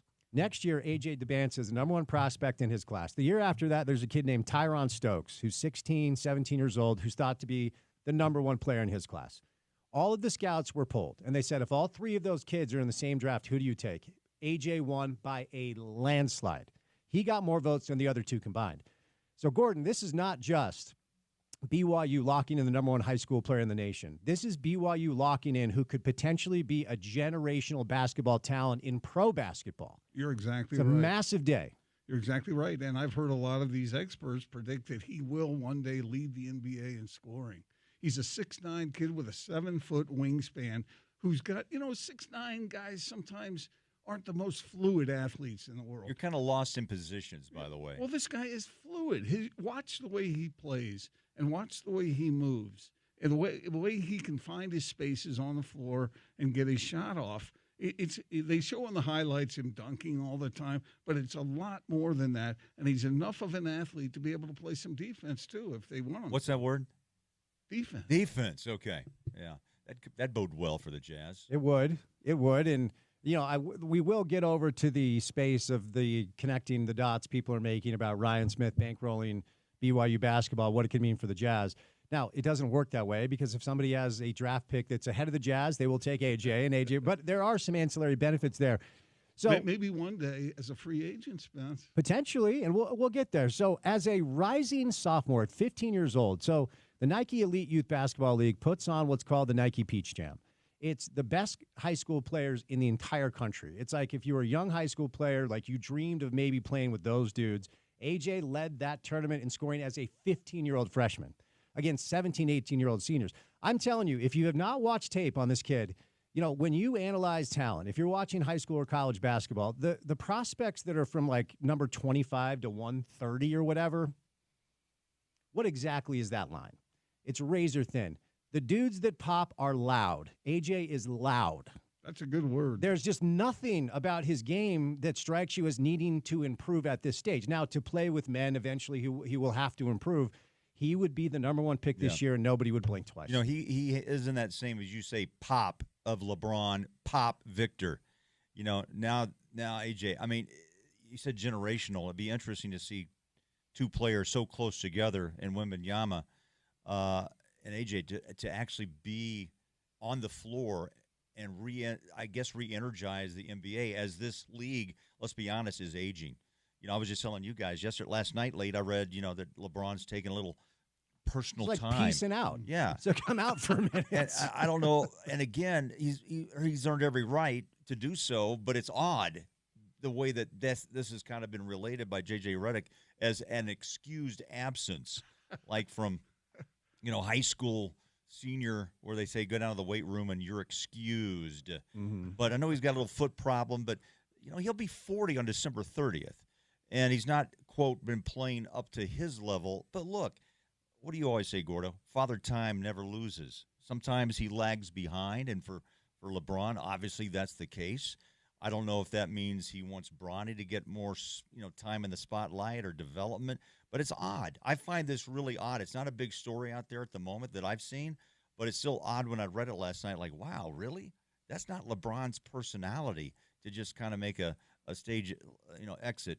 But that's a generational player, Victor generational player, and now BYU may be home to the next, and that's phenomenal. Yeah, it's going to change a lot, and there's all kinds of questions that come along with it. Spence, okay, for instance, how much is too much? At what point? This is a one guy. He'll be on BYU's campus for what, 5 months? Probably, and that'll be it. And he'll make his $5 to $7 million, whatever it's going to be. He'll drop into class once or twice. And BYU has been very tight-lipped about all of this. They're just not talking about. I know people are very close to that program, and they don't even know what the exact figure is. But, I mean, there's other things. What kind of effect will it have on the other players? If you're making $50,000 and the guy you're passing the ball to or making sacrifices for is making $5 million, I mean, how was that going to work as far as the team goes? In addition, see, here's the thing. A lot of these purists complain about this money infusion, and these guys are just young guys. They shouldn't be making all that money. But what this is doing, BYU would never get the number one recruit in the country in basketball. Unless it's Sean Bradley, the Northeast kid. Yeah, it's just unheard of. And so for this kid, who is everything that you guys just talked about, to come in there and play at BYU, he's got his own mind. When Stevie Lee Smith asked him about that, he said, man, why can't we play Duke at BYU? We can do that. Yeah. And you wait and see. Teams will line up to play the Cougars next year. Well, network television will help that. Yes, indeed. And not only that, but they're also, I don't know. I'm not a marketer, so I don't know what price tag there is for publicity. I've heard BYU's name spoken on national podcasts, national broadcasts, national networks more in the last 2 days than I think in the last 2 years. Yeah, I think the value of this is something that we can't quantify right now. And I truly mean that, because when you look at what Kevin and his staff have been able to do, okay, and we're going to get to Bill Belichick going to Carolina and ultimately the professionalization of collegiate athletics, not a word, I don't care, you get the idea. It is a word now. It is. Because what BYU has done, and I looked around after the Debanza signing, Kevin Young, decade in pro basketball, 2 assistants that were G League head coaches, strength and conditioning staff that were all in the NBA, a nutritionist who came from the Suns. No other staff in college basketball is built like this. Mm-hmm. And if they did it on purpose, it is freaking brilliant, because what's happening now in collegiate athletics is it's moving rapidly towards a pro model. So you're going to hear Bill Belichick, a pro coach, hired. You're going to hear Michael Lombardi, pro GM, hired. You're going to hear Kevin Young, a NBA coach who was a finalist for 2 NBA jobs, taking collegiate jobs. And what AJ and his father said on First Take is, look, they didn't say this, but it doesn't matter that it's Provo. It doesn't matter that it's BYU. It matters that it's Kevin Young and that staff, because they want to go to the NBA. And when you have a college coach that can sit across from you and say, I coached Kevin Durant and Devin Booker. I'll get you there. Do you want to be that? Mm-hmm. They're going to say yes. Now, a nice check of $5 to $7 million helps out. Don't get me wrong. But he was going to get that anyway. He would. Well, something yes, like but this year it's the Cannon Catchings kid. It's the Yegor Demine kid. Both those players will be. Yegor Demine might be a top 5 pick. Catchings is going in the first round. And after they announced the Debanza signing, BYU's class jumped up into the top 10 because they have next year Debanza, Xavier Staten, who's the number 31 kid, That's Chamberlain 7'4". Burgess, who's top 125. He's a local kid. Yeah. They moved up into the top 10. So we have 2 years of sample size here. But to your point, Kevin, now you got a coach. Oh, yeah. All right? Yeah, you just said he's been overlooked a couple of times, but he knows he goes down to BYU, develops and wins. Where do you think he's going? Right? What do you think? His next stop would be taking an NBA job. Well, he already turned down an NBA job. But the development. Well, let's see. Is it Brooklyn? He was a finalist for the Celtics job, and he was a finalist for the Jazz job. Yeah, right. Danny interviewed him for both. And Danny, said this guy can coach BYU. Here's my question to you, Gordo. You write so much about the church when you're not talking about, the athletic side of things. How does this impact BYU, who many times during our shows and with Spence, you discuss the fact that football wasn't really on their plate. Mm-hmm. It wasn't that important, right? And sometimes I really thought BYU may just kind of wither away their sports because they wouldn't push it to the top level that many fans want it to be. What does this do when you're looking at NIL money of $7 million? And you just said something so intriguing to me. The word of BYU. What does that do? What does that do for the church? But also you had a football program that was, high level, getting a lot of recognition this year as well. Something that I don't think they actually wanted, but they have it now. Well, the way with the church, they want to stay away from this, the impression that they, an organization that has $300 billion, that they are the ones that are providing this money. If the church wanted to get involved, LeBron would enroll at BYU tomorrow. The church, if the church wanted BYU, he had one more year of eligibility. Yeah, he's got eligibility. If they wanted BYU to win national championships in every sport, they could pour all their money. For sure. They have the money to do that. This money, I think, is coming from other places, but in the past, I think it's been frowned upon. The whole idea. Lavelle Edwards was making $125,000 a year. Remember when he told us that he never negotiated a deal? No, he never. just was like, "Yeah, go ahead and pay me what you're paying me." And every year, he never signed a multi-year contract. Yeah. And so, the church could do that if they wanted to, but they're laying back. But they're allowing it to happen now. This doesn't happen without the fellows up here at church headquarters saying, "Okay, you can do this." Because they're in charge. Yeah. But they're allowing it to happen, and BYU is going at it in a way that I have never seen. In all my years of talking to people on the inside there, they have never done it this way, but watch for it because it's just the beginning. The notoriety to me since I got here, right after the 84 national championship, this is beyond that. Just this recent, commitment to come and $7 million for 1 year. Yeah, for 1 year of basketball. 84 it was crazy, but we didn't have social media. 84 national championship. Oh, Bosco. They were lucky. Yeah, the scheduling was all right. It'll never happen again. It was cute. Yeah, thanks guys, appreciate you. And they moved on to a new system basically. But I find it just fascinating to me just how quickly BYU in 7 months' time has elevated their status in the collegiate sports in both football and basketball. Huge. And yes, and I think it's going to continue. And those purists out there are saying, I hate this crap, this NIL crap. Well, what it's doing, people thought, well, if you have NIL, then the Blue Bloods are going to get all the big recruits, right? No, because there are other organizations out there who have tons of money. They have alums that can write a check, yes. You said about LeBron, but if the fact that DeMonsa is coming to BYU, that would never happen under any other circumstance, but it's happening now, and it's going to happen again, guys. Yeah. Watch for BYU sports. As long as that money doesn't dry up, and as long as BYU is benefiting, because remember, even back in the days of Rondo Feldberg, remember what he used to say? He said the church wants to spread the word. They want missionary tour. They want publicity. Yes. And what more publicity can they get than what they've gotten in the last couple of days? It just doesn't happen this way. And all the guys are aware of it. So you tell me how many networks are going to show up to see BYU play. It's going to have the eyes of the fans on it. It's going to have the eyes of boosters. It's going to have the nation's eyes.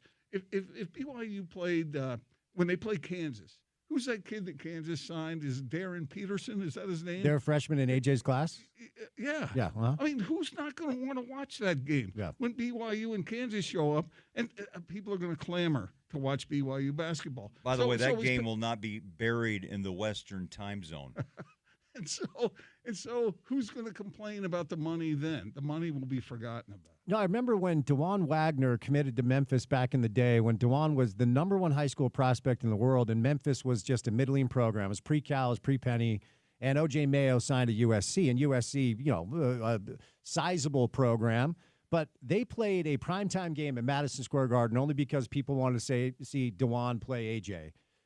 AJ on the mind. Yeah. BYU is going to get a ton of offers to play wherever, primetime to play whoever. But ultimately, to Gordon's point, look, if the Church really wanted to open up their checkbook, your starting quarterback next year is Lamar Jackson, and your starting running back is Saquon Barkley, okay? So this is, to your point, powerful boosters, rich boosters, namely the owner of the Utah Jazz, bankrolling a college basketball program. Some people have a problem with it. I don't. He made his money. Do what you got to do. But I do want to move over to the space of, are there ancillary benefits to Ryan as an owner of an NBA team to bankroll his local college basketball program?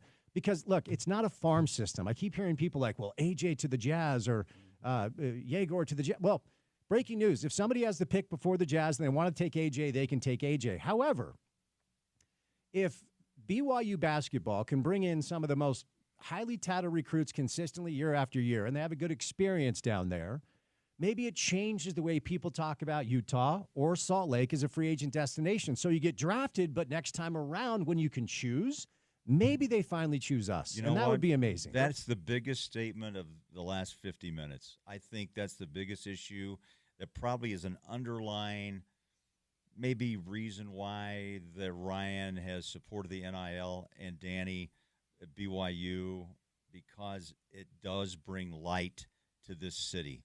The growth downtown. Ryan is so determined to turn downtown into a mecca of entertainment and sport, and the Delta Center is a centerpiece of it. Spence, you're right. You have to be introduced to something before you can accept it, and that is part of, I think, what's happening right now in the state of Utah. I mean, look at the growth. It's unbelievable. And if sports can be a part of that, and a player maybe played at BYU and they come back in their 5th year or 6th and say, oh, yeah, man, I got to love that place. I'm coming. And it makes the whole process, and the fact that Utah Jazz could be a big part of that. So it bleeds over not just to BYU, but Utah, and Utah is going to have to get their act together and get their NIL dollars together and make it happen. And I'll make this prediction. They will. You wait and see. Something will happen. So not only that, but, the Jazz, like you were talking about, but Ryan said this to me. He sent me, I don't think he'd mind me sharing this, but he sent an email to me once, and it discussed his love for Utah. It reminded me a little bit of Larry Miller. There's a lot of that. But he was talking about how he wants people to realize what a great place this is. And what's happening? Maybe exactly that. The Benson could have played anywhere. He chose here. He chose here to play his high school ball. Yeah, he got money for that too. But he's got these other sponsorships. Was it Red Bull? Yeah. Can he drink Red Bull on campus? Yes, he can. Okay, good. Let me just say that. I've heard that with some podcasts. Oh, no, what's going to happen? I will say this. So what happens if he breaks the honor code and he's under contract? I will tell. That's a great point. Gotcha. And after the announcement, I went and searched out 4 or 5 different college basketball podcasts, and a couple of them in real time learned about what the BYU honor code is. I always get a kick out of it when people don't know. Oh. And, the Brandon Davies parallels, things that people are talking about, because that Jimmer for that team was good enough to go to the Final Four. Brandon was their second best player. He gets caught having premarital sex, and he gets kicked off the team. And that, unfortunately, he had it multiple times. Well, okay. Excuse me. I don't. I've never really bought into the whole let's follow the sex lives of other people. That's just me. But ultimately, that'd be a hell of a show. Well, there are shows like that. I can send you a link when we're done. Ultimately, the bottom line is it has to be part of the equation because it's part of what BYU is. And I always used to get a kick out of when we were on our old station. A football player would get kicked off the team for honor code. And we had a show that the next day would be like, all right, well, we got to change the honor code. I'm like, dude, you are nuts. They're not changing the honor code because, to your point, Gordon, the folks up here that are in charge of BYU seem to express that they view the athletic department as a missionary tool and exposure. And that's what all of this is bringing to the equation. But a red-blooded 17, 18-year-old, and look, you have to understand, this kid is not just the number one high school recruit. People think he's the next generation, like LeBron, Durant, that dude. Yep. You think there are going to be some jersey chasers down there? I'm going to go ahead and say probably. So what does our guy do? A lot of pretty well. I won't. No, you're right. Right. And there are options. And we just have to be able to talk about this like grown-ups. What does he do? And in the case that it happens, and this 22-year-old bald ex-missionary from Argentina is mad at him for hooking up with his girlfriend, and he goes to the compliance office and said, AJ just hooked up. Like, what happens if that goes down? He's going to have to. A couple things. And they're not all of them are bald, but too many of them are. They're on the opposite. They're on the opposite ends of the spectrum, really. On the one hand, they had to talk to him about this. I mean, he knows about this. And one thing about AJ, and I don't know if this is the case with every great player that's coming up, I don't think it is, but he's very driven on the basketball side.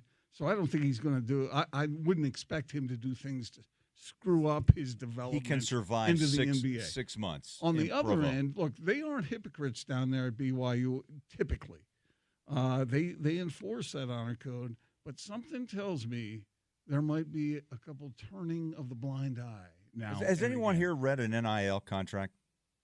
I mean, in depth. I've seen like skeleton examples because the problem is there are no guidelines. So what is one school's contract is different than another school's contract. That's because the legislation that's happened on that side, they have told the NCAA to stick it. Mm-hmm. Well, my thought is, remember the days how we chased stories about the NCAA and how they were going after Wichita State, or would it be Duke, or would it be Kansas, or whomever it may be?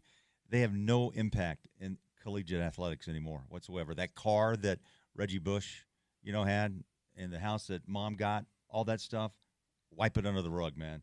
That doesn't even play into anything in college athletics today. It's all out in the open. Maybe that's a good thing.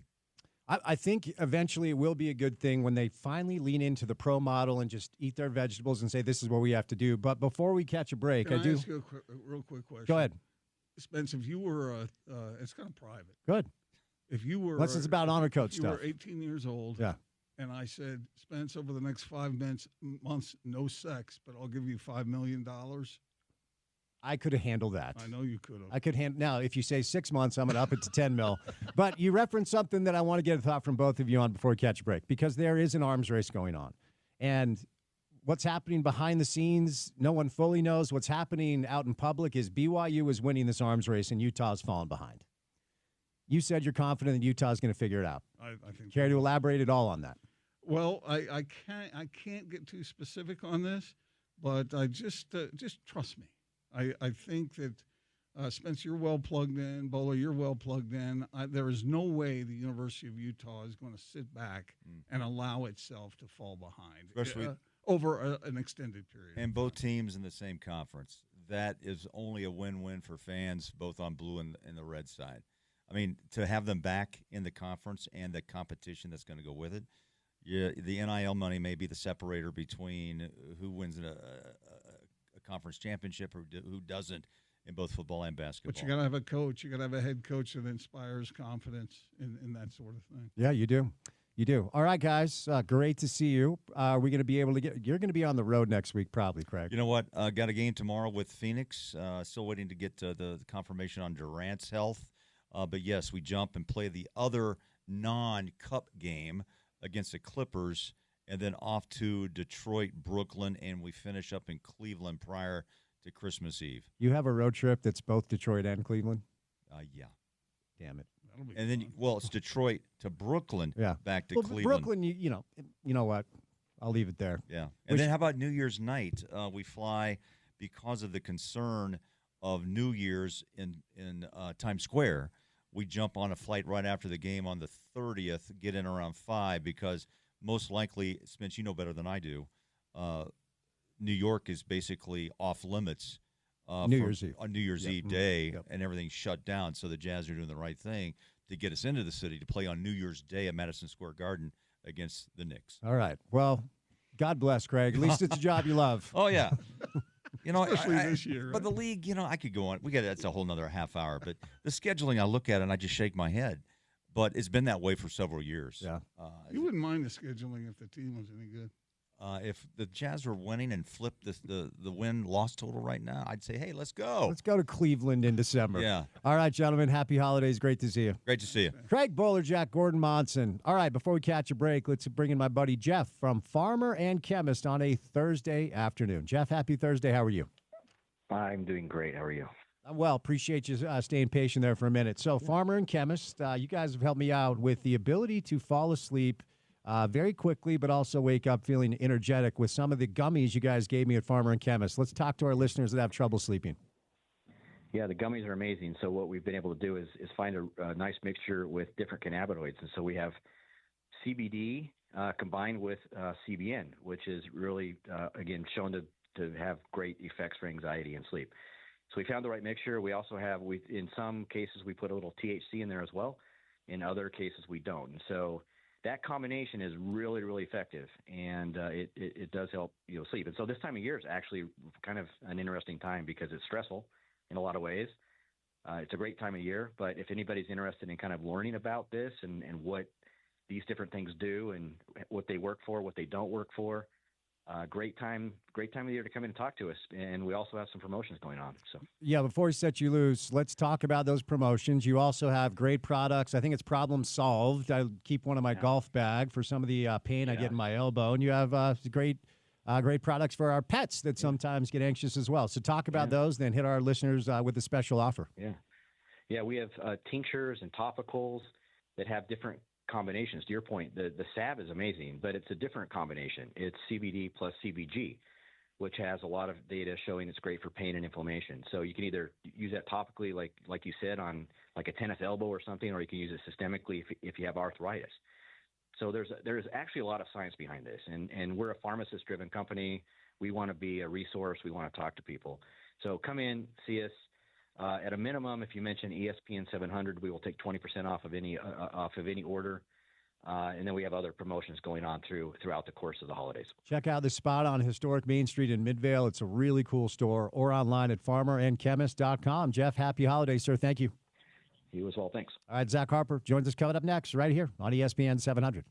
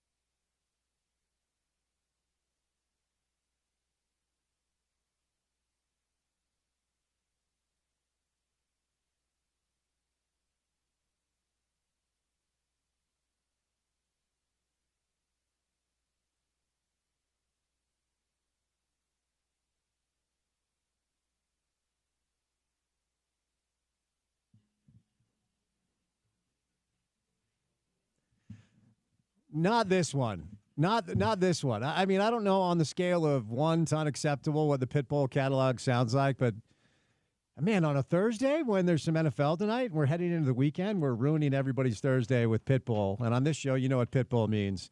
The Mr. Worldwide of NBA media. He is Zach Harper. On a Thursday, Zach, happy Thursday, man. How you doing? I'm doing great now that I heard Pitbull. Are you kidding me? Yeah, I know. All right, man. All right.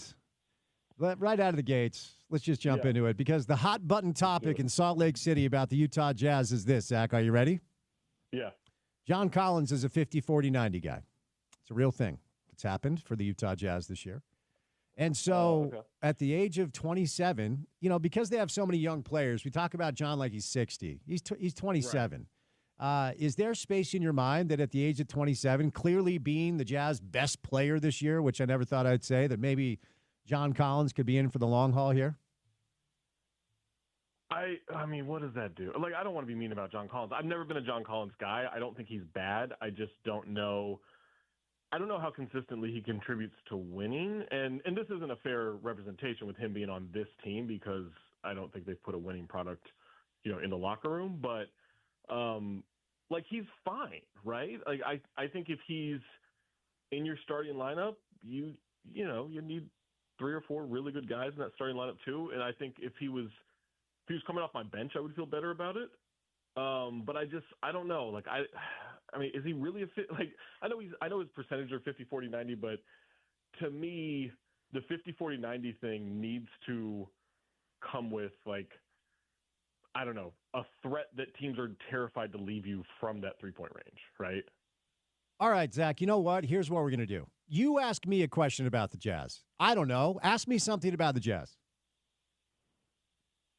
Ooh. Yeah, exactly. Exactly. Try doing this 4 hours every day, Zach. So go ahead. Ask me a question about the Jazz. All right. How about this? How about this? How close to, let's say this, how close to, like, oh my goodness, Walker Kessler has made this Rudy Gobert trade the worst trade in NBA history. And I know it wasn't really about Walker. It was more about what Rudy and the Wolves weren't doing. But how close to, like, that version of Walker do you feel like we're at in terms of maybe, I don't even mean play because he's a better player now than he was then, but just in terms of excitement. So I will say that Walker has been the main bright spot to the start for the Jazz. I just feel like I ask you that every he's been good. Yeah. I feel like I ask you that every single day. What he still doesn't, or every single time you join us, what he still doesn't do that Rudy did, and Rudy has done in Minnesota. Maybe not at the level that people were expecting this year, but it's still early. He does not have the same impact on winning that Rudy had. And I know that's kind of a cliche thing to say about basketball, but it's a real thing. And Walker still has a marathon to go with setting screens and understanding the flow offensively of what Will's trying to do. I think it's like relief around here that the sophomore slump appeared to have been just that as opposed to who he is. And he looks better now than he did pretty much at any point last season. And, you know, whenever I do any other shows, they always ask me who's going to be around when the Jazz are good outside of marketing. And to start the season, I said, I think maybe nobody. And now I think Walker is somebody I'm ready to slot next to him as far as somebody who's going to be here for the long haul. Yeah, I think I've been very impressed by Walker, so I'm with you on that. It's funny, like, it's also in terms of what you're talking about with Walker and, like, setting screens and setting screens is a legitimate skill for big men, but just in terms of, like, helping the offense and everything, it's a little different when you get to do it with, like, Gordon Hayward and Donovan Mitchell and Mike Conley, right? Like, it's a little bit different there. So I don't know you can kill Walker for that. I was actually this just clicked with me. You know what the John Collins thing is like for me? It's like when I would, I have a bunch of friends who are in Minneapolis. They're massive Vikings fans, right? And I'm in this group chat with them for the Fantasy Football League, and so, like, all the time I'm getting all this, like, over the years I was getting all this Kirk Cousins stuff, and I'm like, Kirk Cousins is not good. Like, I don't care what the numbers are. Like, I just don't think he's good. And my whole thing is, like, when someone's like, what are you talking about? He does this, and this. My answer is always, okay, so do you want him as your starter? Right? Like, let's just put it on the table. Like, we can debate skills and impact, all stuff. Do you want him as your starter? and I would get a lot of hemming and hawing. That's what it feels like with the John Collins thing, right? Like, I recognize he's a talented basketball player, and his numbers are good this year and everything. But when it gets down to it, I'm like, next 5 years, you want him as your starting power forward? I don't know that there's a lot of, like, absolutely's, right? It's like, oh, yeah, that might work out. And that's what it feels like. It's just, and that's a good analogy. Like, it's very Sharif Abdul-Rahim, Vancouver Grizzlies. Yeah. Like, is he a 20 and 10 guy, or is he playing, right? Like, playing for a team that won 7 games. And Sharif Abdul-Rahim ended up playing rotational minutes on some good teams later on. But look, John Collins is not an answer as far as a puzzle piece that you want to put in place forever. I suppose the Collins situation is only good news, though, because maybe Will found something that no other coach has been able to find, and this is real. So maybe you do have a 27-year-old player that can be around for a few years, or is there a team out there that has been impressed with what John has done, and so they want to make a move? And maybe you actually get a first-round pick for John Collins, which last year I would have said no way. Right. Yeah, I'm with you there. Like, I think that is the more important future for John Collins, is what do the Jazz turn him into, not as a player, but as a trade, whether that's bringing in a good player, bringing in assets, whatever that is. To me, that's where, with all these guys who aren't definite parts of the future, because to me also, I know it's not this simple, but I do try to have this philosophy of, like, if I ask myself a question and I have to think about it, it's a no. And mostly that's with, like, spring cleaning and hoarding and stuff, where I'm like, I need to get rid of some stuff in this apartment. I'll look in the closet. I'm like, do I want that? And if I have to think about it, it's a no. And I try to live by that. And that's what I think about that with players like this. I'm like, if you have to kind of wonder if this guy should be a part of your future, then I think it's a no. Walker Kessler, that's a yes. Lauri Markkanen, that's a yes. Everyone else, like, you start kind of hemming and hawing, because also this is the point of this Jazz team, right? Is to have some of these guys who are possible within the margins players. Like, John Collins at $20, $25 million a year could be a discount for a lot of teams if this is what he can do for them. What he does for the Jazz isn't all that relevant. It's what teams who might trade for him thinks what he can do for them if they acquire, and then what is that worth to them in a trade. Like, to me, that's the more important conversation with John Collins. Sure. I want to move over to this. The Jazz are horrific in a number of different ways, but the two ways that jump at you when you look at numbers is defensively, they don't do anything well, and then they cannot take care of the basketball. They're almost 2 turnovers worse than the second worst team in turnovers per game. They're the worst team in the NBA in points off turnovers. And look, I've always hesitated to be like, what have we learned about Will Hardy, the coach? Because to your point about Walker Kessler, the screen setter, it's one thing if it's Donovan Mitchell with Gobert. It's another thing that it's Johnny Juzang with Walker, and that's very fair. And I don't think Will has the talent at his disposal for us to learn anything about him as a head coach. But, Zach, I watch every game. They're lazy. Yeah. They make bad decisions. They don't run back on defense. Like, they don't do things that well-coached teams do. Is anything there as far as putting it at the feet of their head coach, or is this just simply a really bad basketball team with no talent? Yeah, I mean, that's a very fair question, right? Like, I think there is a point. Like, I have a bunch of friends who are Blazers fans, right? And they don't like Chauncey Billups, but then we'll talk about, like, hey, this defense has actually been pretty solid, like, way better than you would think this year. And I'm like, well, yeah, but that's kind of coaching, right? Like, so, like, and I'm not saying you have to like Chauncey Billups as a coach, but it's interesting to me when it's like, we got to get rid of this guy, but they do this well, and you can't really separate the two, right? Like, they do it well because I think the coach gets them to do it well, or at least better than what you would think most nights with the Blazers. And with the Jazz, it's kind of the flip of that. It's like, wow, there's all these red flags about this team. Like, this team's terrible. They do this poorly, and do this in a disinterested way. But I like Will Hardy, right? And I do think there's something of, I think Will Hardy can help develop players.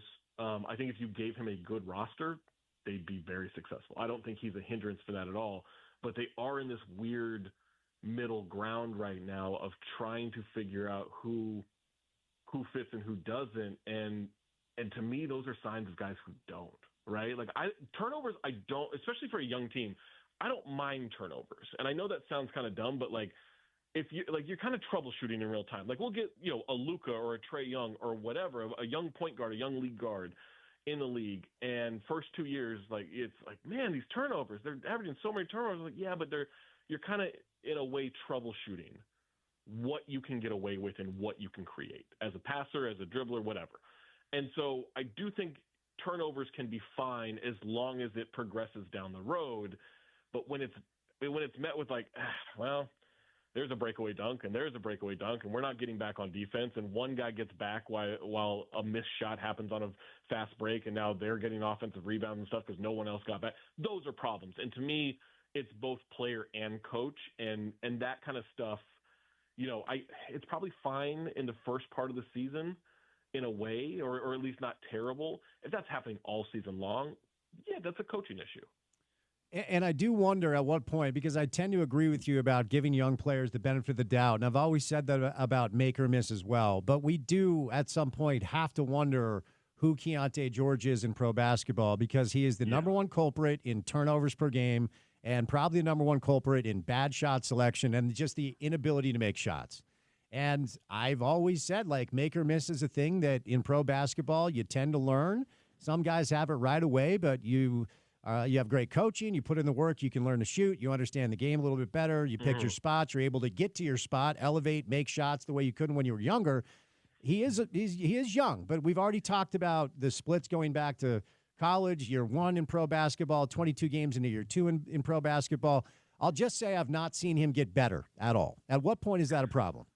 Yeah, I mean, I think by like year 3, if you're not getting better, then this is just what you are, right? And maybe that's harsh, and I'm sure there are outliers to that, but especially for a lead guard, like you kind of got to show progression, right? I mean, I think that's part of what Portland's going through with Scoot Henderson. It's like, yeah, you can show flashes, and the flashes are great, but the consistency is what makes you a player, right? And that's what makes you who you are as a player. And looking at Keontae's numbers, I mean, other than an increase in minutes and an increase in shots, like there's like it's pretty consistent to what we saw last year, at least with the numbers across the board. And you and I have talked about this a bunch over the last year and a half. Like I like what I see out of him, but the results don't yield it. And so there's a certain point where the process is just like, if it doesn't yield different results, even if it looks good, I mean it's just not worth it, right? And so his scoring is up 2.9 points per game, but his shot attempts are up 2.8. Like that's not progress, right? And the percentages are basically the same across the board. His assists are up 1.2, his turnovers are up 0.8. That's not really progress. And so yeah, like I mean, if we don't see progression out of him towards the end of the season, and it doesn't have to, it's not like he has to go shoot 48% from the field one month, but like 43 would be cool. I don't think that's asking a lot, right? Like just cutting down on some turnovers here and there would be good. And then if you get this, at the start of next season, he's just not the guy. Yeah. And 43% would be more than cool. It would be very exciting. Right. It would be cool. But yes, like give us that at least, and we can be okay with it. Yeah. All right, you guys over at The Athletic, I read this earlier when I was at the gym. Don't want to get into it, but shoulders and arms today. It's it's a thing I do. Not leg day? No, not today. That's Saturday because I have yoga tomorrow. You just do one leg day a week? No, I did. My next one is Saturday. Okay, you don't know what Monday looks like. We're all in, Zach. What's it like walking on straws? It's tough. It's tough. It's tough. I'm not going to lie. But I read the front office piece you guys put out for The Athletic. So you guys ranked the front offices in all of pro basketball. Yeah. Number one, certainly OKC, runaway. It is terrifying, not just who they are, but who they could be with those guys making the decision. I was really curious as to where the Jazz would fall because typically the Jazz are like a top 5 or top 6 front office, and you guys slotted them at 14, which isn't bad, but it's not good. Give me your thoughts on where the Jazz landed at your front office rankings today. Number 14, just behind Philly, just ahead of Dallas. Yeah, just to give a little bit deeper context to it, this was an anonymous poll of 40 different executives around the league. General manager, assistant general manager, all kinds. Like the top executives, though, done by Sam Amick, John Hollinger, and Mike Borkenoff, who are just some of the best in the business. And so it was like a point system of like a first place vote is so many points. It's kind of like awards voting, right? And the one rule was like you can't vote for your team. And so I was actually surprised the Jazz were as low as they were, that they weren't in the top 10. I get it. Like I think if we did this at the end of last season, Cleveland doesn't finish in the top 10, right? Like I think there have been a lot of questions about that. I think their hot start kind of skewed some of that. I think the same for Minnesota in terms of I think people respect Tim Connolly, but also they made it to the conference finals last year. If they get knocked out in the first round, I'm not sure that is that's the case where he gets them into the top 10 this year in this poll. And so I think for me, it looks bad right now with the Jazz in terms of the product on the floor, but you can see what they're doing. They're accumulating assets. They're drafting. They're trying to find the value picks, and then they're hoping to like win that lottery. And it's either Cooper Flagg or it's Ace Bailey or it's the Boozer brothers next year, or in 2026, like whatever.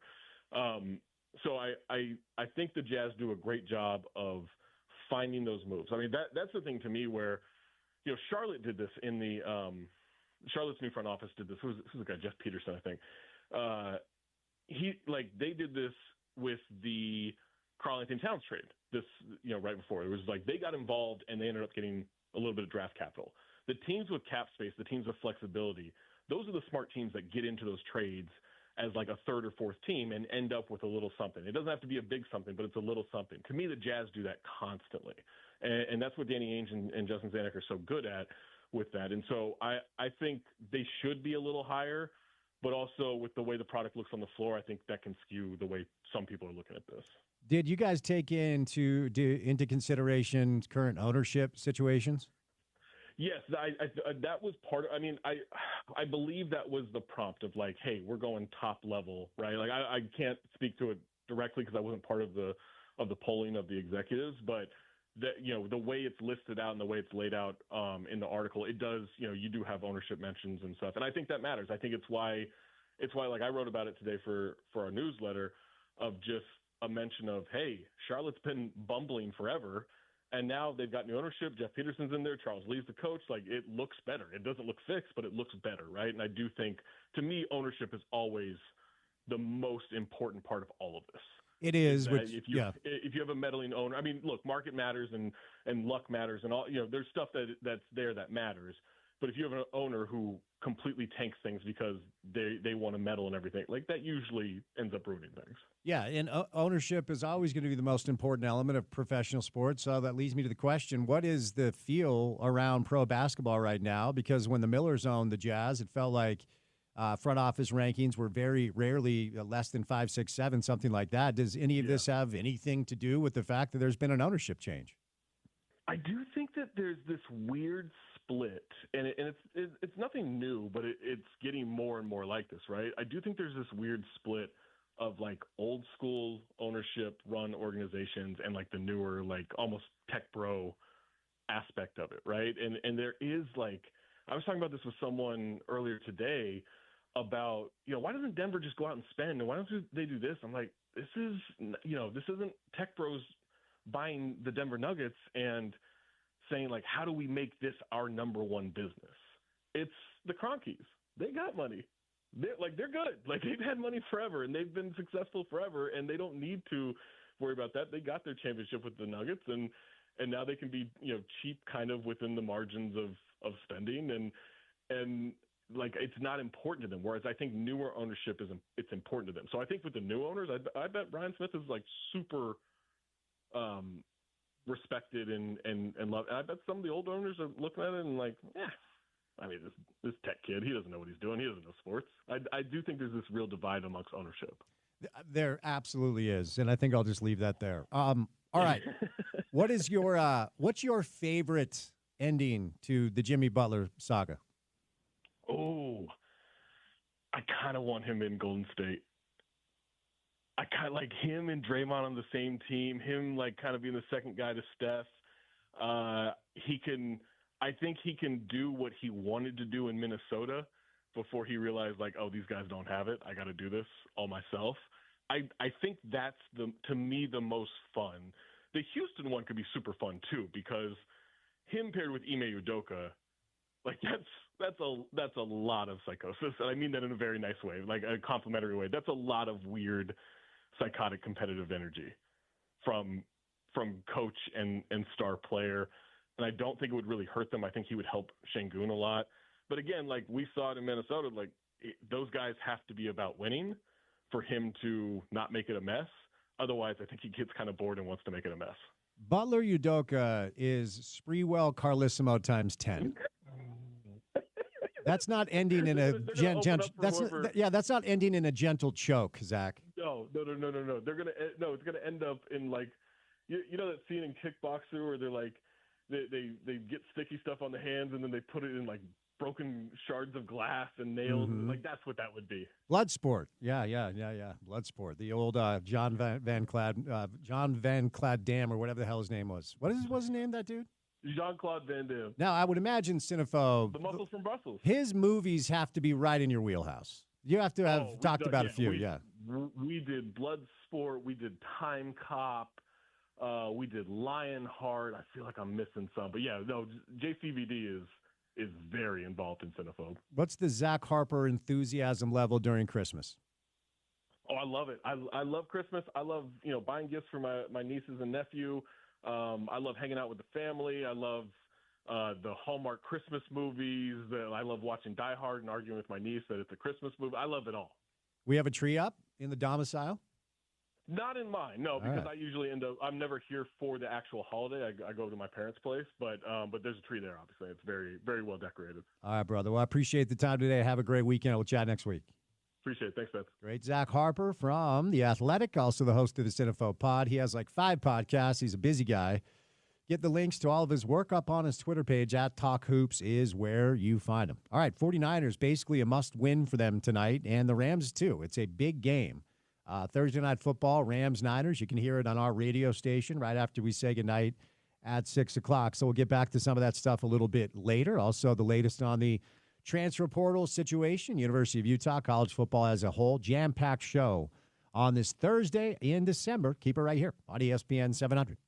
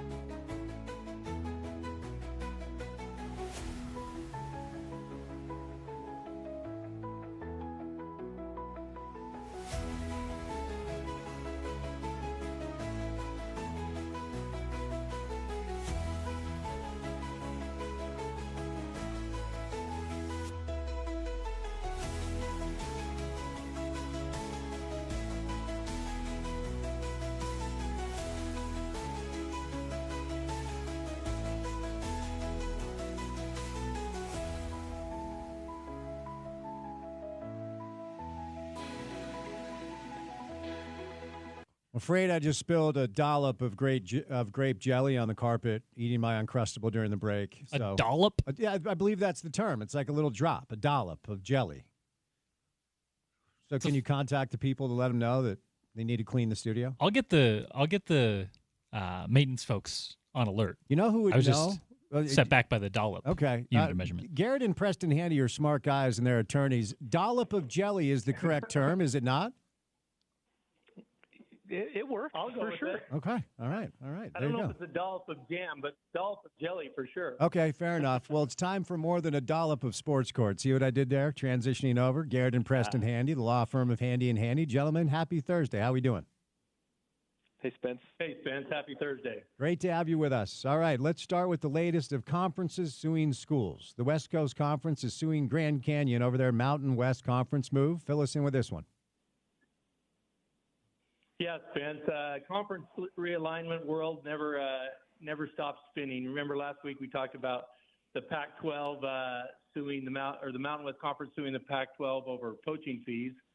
Well, follow the genealogy here. We got Grand Canyon University. For anyone that watched March Madness last year, they were kind of one of the darlings.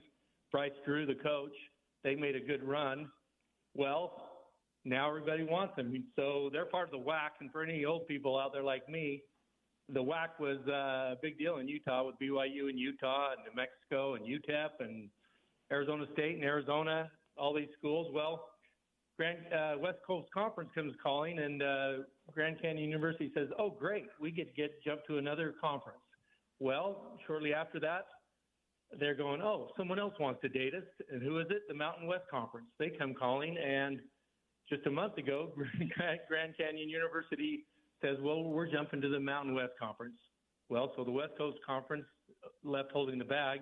They are suing Grand Canyon University for breach of contract. And what they point to is, hey, we had a deal. And they point to a couple of things.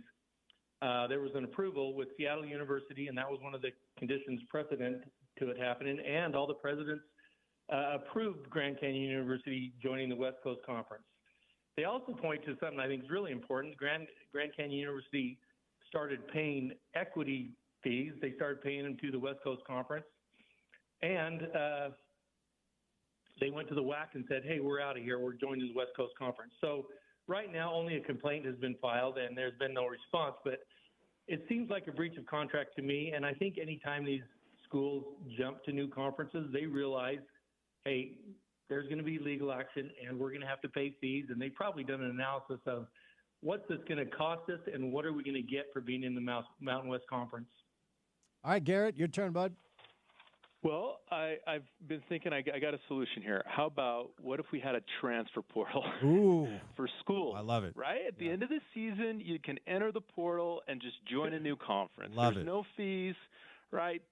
Conferences can bid for schools, and it can just – why not? Anyway, after talking about it for a couple of weeks, there you go. That's what I'm saying. I like it. All right, let's move over to the world of, well, professional boxing ?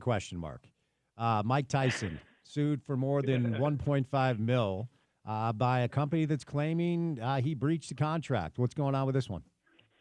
Yeah, this is some company out of Cyprus that had a deal at the beginning of last year with Mike Tyson to promote him and for a fight. And by March, he backed out of the deal. And, you know, pretty obviously the reason he backed out of the deal is because a better one came along, which was his Netflix fight with Jake Paul. So they've sued him, and I think interesting, they've sued him in a court in London for breach of this contract that they had, and part of it was they paid Mike $800,000 up front, probably to enter into the contract, and then they're claiming that they've spent another almost $730,000 in promotion and production cost to get that fight going, whatever that fight was going to be, and that was all wasted after Tyson pulled out of the fight. So $1.5 million is what they've sued him for.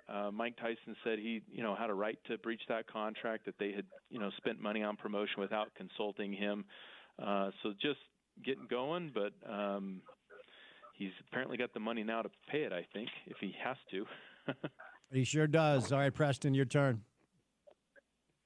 Yeah, Spence, I think it's interesting that Tyson's group, they respond saying, hey, wait a minute, you breached the contract.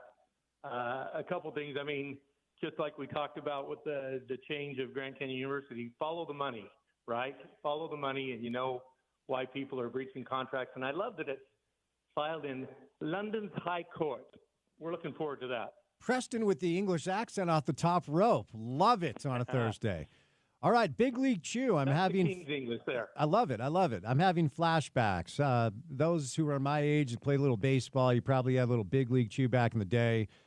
They're in what's being called a sticky dispute as Michael McCann is in his bag over some shredded bubblegum. What's going on here? Yeah, Spence. I mean, like I say, I remember as a kid, and it's been around for 45 years, and they've sold over 1 billion pouches of Big League Chew. We all know what it looks like, this stringy bubble gum. The taste doesn't last very long. But what's happened here is they've been going on for a while, and in about 2010, they entered into a license agreement with Ford Gum Company. And as part of this, Ford Gum would produce the bubble gum, but they would also pay royalties to Big League Chew. And as part of the agreement, Big League Chew said, we're going to retain all of the intellectual property.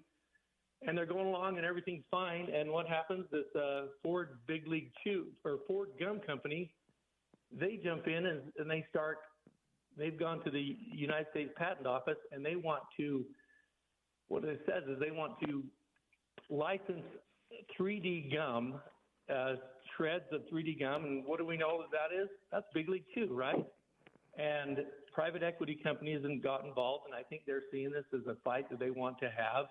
And Big League Chew has filed a lawsuit against them saying, hold the phone, you can't have this. These are our intellectual property rights. And everybody knows that this shredded gum, because no one else has it, everybody knows that this shredded gum is ours. And again, this is where just a lawsuit's been filed. We haven't heard the answer. We don't really know what the Ford Gum Company is going to respond with. But Big League Chew is demanding an injunction right now saying, hey, stop. You can't go out and tell everybody. I mean, they've made some bold claims. Ford Gum Company has said, hey, we're the founders of this shredded gum. We're the only producers of this shredded gum, and it's 100% ours. So there'll be a fight. I don't know what Ford Gum really claims that their claim can be, but we'll wait and see what their answer is. All right, Garrett, over to you, buddy. I don't have much to add. I'm just kind of astounded that Big League Chew is still a thing, but I guess so. No, I hadn't heard about it in years. I definitely consumed a lot of that back in the day, there's no doubt. All right, over to little horse racing news. I don't know anything about this, so I'm just going to turn it over to you. Churchill Downs taking on a private horse racing regulator of some sort. So what's going on here? Yeah, and I think the reason this is in the news now is this private horse racing regulator, which is the Horse Racing Integrity and Safety Authority, HISA. It's a brand new. Well, it's not new. It's a private entity. I think in a way it's kind of like the NCAA, right? They're a private entity, but they've been given some oversight over an entire industry. So horse racing used to be really managed from a state to state. Each state had its own rules, right, regarding betting and racing and those kinds of things. And then under the Trump administration, so this is new, the first Trump administration, 2020, gave this outfit authority to regulate. And so as part of that, of course, they're collecting fees. And that's where this lawsuit comes out of is Churchill Downs and the New York Racing Association, which has the courses of Aqueduct, Belmont, and Saratoga. They've said that these fees that that this regulatory body has imposed, that these are wrongful and illegal, and that the way they've calculated them is not right. And so they've sued to try to have this determined that that these fees are improper. And it's an administrative law case on what the authority is of this private entity, yet also given kind of a mandate by the government to oversee horse racing. All right, Preston, your turn here. Yeah, I learned something. I think this is interesting. This had Congress approval and kind of an administrative agency, and yet it's a private run deal. And that's one of the complaints of Churchill Downs is that, these are private companies, Churchill Downs and the New York Racing, against this regulatory agency, quotes around that. And I think it's interesting the due process arguments they've made that they're saying, hey, we've been denied due process. you're not only serving as, a party in this, but you're the judge that oversees this, and we have problems with fees. And I'll tell you who's cheering on Churchill Downs. It's all the states that have racing gone on before there was this regulation stuff. So we'll see what happens. All right, we got one more, but a bunch of links and a bunch of info. So I'm just going to introduce topically what the story is, and you guys run with it from there. Michael Jordan and his racing team, they're in a kind of a battle with NASCAR, and there's a lot to this one. I'm sure people have heard about it. Mike has a racing team, 23XI, and then it's Front Row Motorsports as well. So this is sticky, and there's a lot there. I'm just going to lay back and give you guys the space. Yeah, there is a lot there, Spence, and it could, really bore most people looking at what's happening, and we'll get to that. But, we talked about early on, Michael Jordan, his teams, 23 Racing and Front Row, they filed a lawsuit against NASCAR, and I didn't know NASCAR was owned by a family. It's owned by someone, and they run it all, and they claim that, antitrust stuff going on, some of these charter fees and stuff like that, and that they were running a monopoly. Well, since we spoke about it, every single week, Michael McCann's got a story going on. Why? Because there is filing after filing after filing. And so just a history of it, Michael Jordan, after he filed his lawsuit, they filed a request for an injunction wanting to say, hey, NASCAR, you can't impose these rules right now. We want to be able to continue to race, and we'll wait and see this. So wait and see what happens. And NASCAR comes back and says, no, we want a motion to dismiss. And oh, by the way, MJ, if you're filing this lawsuit, you're barred from racing here. And so the judge originally denied the injunction to Michael Jordan. What did he do? He appealed it, and he appealed it and asked for a speedy appeal, and that was denied. And then they put together a scheduling order, and now there's some personal stuff going back and forth where NASCAR is saying, hey, Michael Jordan, this was all self-inflicted. And now Michael Jordan, just today Michael Jordan says, hey, what, you're victim blaming now? You're running the monopoly and you're victim blaming? So here's my hot take, Spence. We don't know how this is going to shake out, but hey, when you have rich billionaires and one guy who's arguably one of the most competitive people out there who never likes to lose, you're going to get a lot of legal filings. And he's got the highest price guy out there. I think it's Kessler, who does all this sports antitrust stuff. So, you challenge Michael Jordan, and I don't know if he cares, and I don't know if he has as solid legal standing as he thinks he does, but you get billionaires and competitiveness going, and this is what happens. All right, Garrett, final word is yours. Well, just following up on what Preston said, that's what I was going to say is I think, it would just be interesting to be a fly on the wall to see how Michael Jordan, communicates with his counsel. If they're saying to Michael, hey, we should consider settling this case, and he's going, no way, right? We're in it till the end. I'm only going to take a win on this, and it's going to cost him, but he can afford it. So there you go. Yeah, he's got the cash. So if he wants this to be a long game, it could certainly be a long game. All right, gentlemen, on a Thursday, for any of our listeners who have any legal questions, how do they get a hold of you? Over at Handy and Handy. Yeah, we'd love to help you out with any legal questions that the listeners have, especially in the area of personal injury, which is what we do. You can reach us at 801-264-6677 or go to our website, handylawutah.com. All right, boys. Appreciate the time. Always a pleasure. Have a great weekend. Happy holidays, all that good stuff, okay?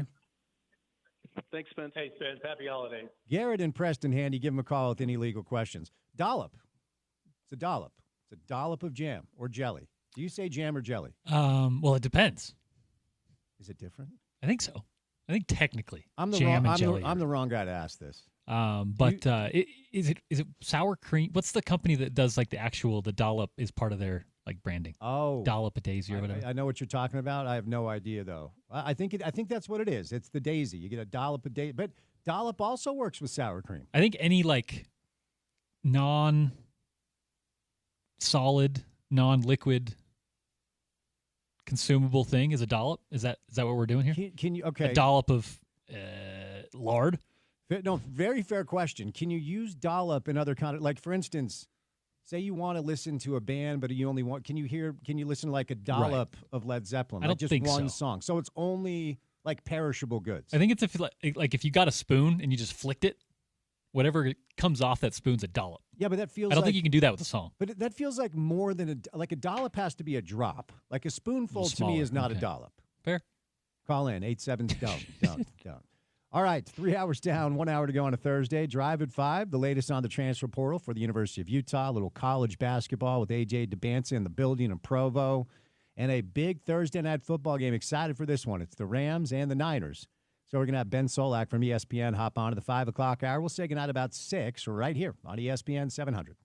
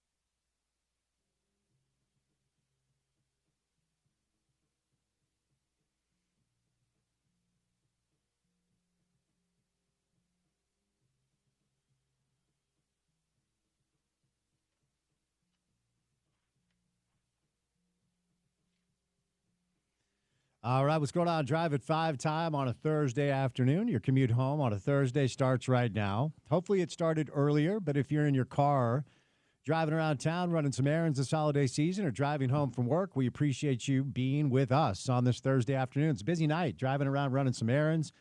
Got the Christmas tree up this morning. It's official. The presents are under the tree, so trying to get into the holiday spirit. Hopefully you guys are doing the same. And obviously, if it doesn't land as exciting to you as it does to others, hang in there. Life improves. I believe that. Hopefully you do too. So, Thursday show, busy today. Your chance now to win basketball tickets for the University of Utah men's basketball team. Text Utes right now to 33986. That's Utes right now to 33986 for a chance to win some Utah basketball tickets on the program today. The 5 o'clock hour of the drive is brought to you by our friends at Orem Toyota. Brent Brown Toyota is now Orem Toyota for over 2 decades. Brent Brown has been a trusted name in Utah County. As Orem Toyota, this legacy continues with a renewed commitment to customer-centered service and active community engagement. Everyone is invited to experience the same dependable service now with a fresh approach that ensures that you, their valued customer, will lead the way. All the inventory is priced below market value, and everything must go. It's a once-in-a-lifetime clearance event going on until the end of the year. They have expanded inventory, a broader selection of new, certified, and pre-owned vehicles, enhanced service departments, personalized customer experience from start to finish. The focus is on your needs, preferences, and conveniences. Check them out. The all-new Orem Toyota is located at 1400 Sand Hill Road in Orem and online at oremtoyota.com. All right, we got a massive, massive NFL game tonight. The Week 15 NFL slate will get rolling in Santa Clara. It is the Niners and the Rams, and both of them are kind of in a must-win scenario if they want to continue their track that potentially could lead to the postseason. Interesting, San Francisco is a 3-point favorite. That line has not moved all day. The over-under is 48.5. Should be a really fun game, 2 very well-coached teams, so stay tuned. After we say good night tonight at 6 o'clock, it's time now for Thursday night football that gets Week 15 underway. The Utah Hockey Club is on the road taking on the Avs tonight. The Jazz are idle tonight, but they will be back in action tomorrow at home against the Phoenix Suns. It's your last chance to see the Jazz until after Christmas because they're back out on the road. You get 3 NBA games tonight, the Pistons and the Celtics, the Raptors and the Heat, the Kings and the Pelicans. So, probably watch Thursday Night Football. All right, we've had a busy show. Gordon Monson, Craig Bolerjack live in studio, Zach Harper, NBA Daily Assist style. We'll do some NFL with Ben Solak. But University of Utah, yesterday during the show, the announcement came down. And it feels like it's been met with a lot of optimism and probably a piece of news that Ute fans were waiting for.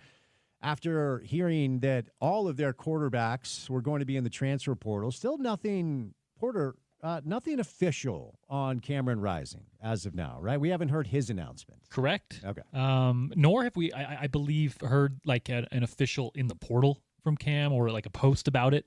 So he's quiet on that front, but rest assured he's getting offers and is fielding them and is trying to figure out the best next step for Cam Rising. Because right now, that's still kind of a tough decision. Like, what do NFL teams think of you? What do other schools think of you and your value? You're probably going to make less money playing football next year than you made watching football last year. So that's just the reality of the situation. But there are teams that are courting him, and he's definitely going through those options. And also, to be clear, just because you're in the transfer portal doesn't mean you can't land back at the University of Utah. There are a lot of people that are surmising the Utes are still trying to get Isaac Wilson back with the program, but the news dropped yesterday after hiring Jason Beck to be the program's new offensive coordinator a week ago. Jason is now bringing his quarterback with him, Devin Dampier, who, according to the ESPN transfer portal rankings, was the number 7 ranked quarterback in the country, which is not nothing.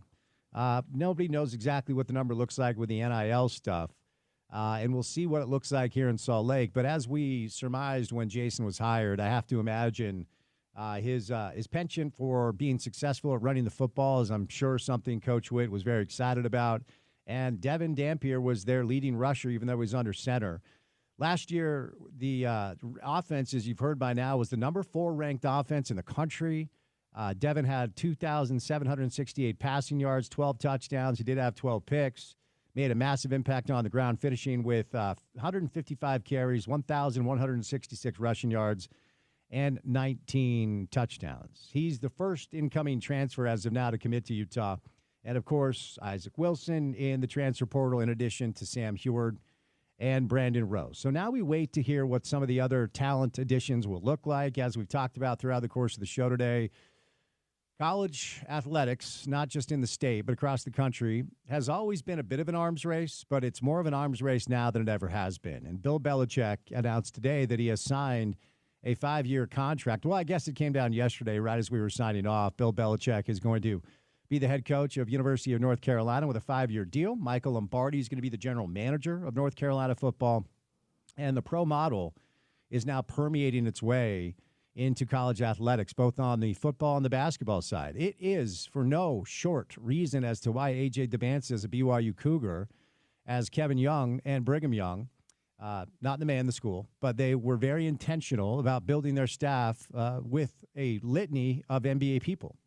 Head coach, Kevin Young, decade-long tenure assistant coach in pro basketball. He was the finalist for the Jazz job, according to reports. He was the finalist for the Celtics job, according to reports. And, of course, your one common denominator with those two interviews to potentially be a pro basketball head coach is Danny Ainge, who knows Kevin, LDS guy. And Danny is a front-facing supporter of Kevin Young and BYU basketball, as is Ryan Smith. But, again, it's not just Kevin. It's his two assistant coaches. There were head coaches in the G League. It's his strength and conditioning staff that came straight from pro basketball. It's his nutritionist who was with the Suns. Now she is the nutritionist for Brigham Young. Again, not the man in the school. But ultimately, that's one of the things that A.J. Debance continued to talk about when asked about going to BYU. Yes, between $5 and $7 million in NIL money certainly helps. But my guess is A.J. could have locked in that type of cash almost anywhere. Certainly with the Blue Bloods he was talking to, Kansas, UK, University of North Carolina, in addition to Alabama. Those were his final schools, but he talked to Duke. He talked to a bunch of different schools and ultimately landed on BYU. And, when you think about the way Kevin has built the staff and the way BYU basketball built their staff and the pro model that is now permeating throughout college athletics, it's going to become the norm. It's going to become commonplace. Like, part of me wonders what Nick Saban is thinking today after walking away from Alabama football because he did not want to deal with the new model. But if you think about it in the way of the way people enjoy themselves as professional coaches and front office people, it may not be a bad thing for coaches that want to coach in collegiate athletics that this thing is moving towards a pro model. Now instead of renting a car and driving 7 hours in Vermont to find a prospect, it's different. You don't have to recruit that way anymore. Like it or not, we heard the head coach of Colorado State talk about agents permeating their way through collegiate athletics, and certainly some of them very shady folk taking as much as 20% commission. And in pro sports, some of the agencies, they take 1%, 2%, 3%, maybe as much as 4 or 5%, but it's not much more than that. And if these agents are taking 20% of these athletes' paychecks, it should be illegal, quite frankly. But the only way to fix that is to let the players unionize and collectively bargain with a governing body that runs the sport. That's what they do in the pros. That's why they have guardrails. That's why they have restrictions. That's why it works. So like it or not, that's the way this thing is going. Now, what does that mean for Utah football? They are not building a staff that has pro experience. Does that matter? Probably not. And they are building a program with the general manager. And eventually you will see ownership situations in college football that are very similar to the ownership situations you see in the NFL. Very rich people deciding that they want to invest their cash into these programs, into these products. You're going to hear football programs being purchased by venture capitalists and private equity for hundreds of millions of dollars. And those investments will pay dividends down the road when this thing moves into the pro model entirely. And the top 40 football programs in the country are all in the same conference or the same whatever, and they negotiate that TV deal. Think about what CBS, think about what NBC, think about what ESPN, Fox, you go down the list, streaming services, Amazon, Netflix, some of the services that have already dipped their toe a little bit, Hulu, HBO Max, dipped their toe a little bit into live TV, even Apple TV, they have MLS. They will line up to bid on their chance to have the Blue Bloods in college football playing each other every weekend. Gone will be the days of these minor non-con games that, yes, are necessary to keep the smaller athletic departments afloat, and that is an unfortunate part of collateral damage that cannot be understated. I'm not a fan of that. We have several smaller schools throughout the course of our state that keep their athletic department alive by agreeing to roll up to Salt Lake, get their heads kicked in by the Utes, and go home with a few $100,000. Those days are almost over, and they will be eliminated entirely in the name of head-to-head matchups every weekend between the best teams in college football. And if you're a television executive, if you're a network television executive, you are salivating at the prospect to get a piece of that pie. So if you are private equity, if you're a venture capitalist, if you're a finance bro with lack of regulation and money to be had, take my word. This is about to happen all over the country, and honestly, I think it's going to happen here in state, where powerful people with deep pockets and a lot of money are going to front hundreds of millions of dollars of cash into athletic departments in exchange for serious ownership of their football team. Upwards of 49%. Now, the majority of the ownership will have to remain with the member institution. But what's 49% of Michigan football worth? What's that eval look like? Hundreds of millions of dollars, and then eventually the dividends that will be paid off that investment will be billions of dollars of profit for these people that are reading the tea leaves. This was always the problem of the NCAA not getting ahead of the situation, which they totally did not do. After being thrown out of court and being told essentially by the Supreme Court, you are a serial antitrust violator, go figure it out, they bury their heads in the sand. And Mark Emmert's not even there anymore. They did nothing. And that's why we're left with this chaos. That's why, as a Utah football fan, I totally hear you and I see you. That's what we're supposed to say these days, right? Porter, if I haven't said that lately, I want you to know I hear you and I see you. Thank you. You feel like you can be your authentic self? I do. Okay, good. I think you're enabling me to do so. Okay, I just want to make this a safe space. So for Utah football fans, I see you, I hear you, and it's tough.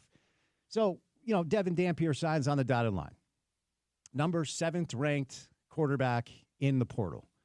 I think there's reason to be really excited about what he did at New Mexico. And I think there are reasons to be excited when you look around at what transfer quarterbacks have been able to do going from Incarnate Ward to the ACC, right? Eventually in dominating. Like, I hear this thing, well, he did it in New Mexico. Can he do it in the Big 12?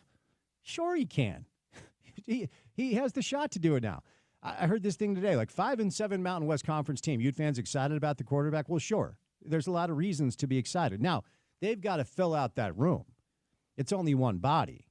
And if we've learned anything over the past couple of years, you need at least one, if not two, if not three, maybe four.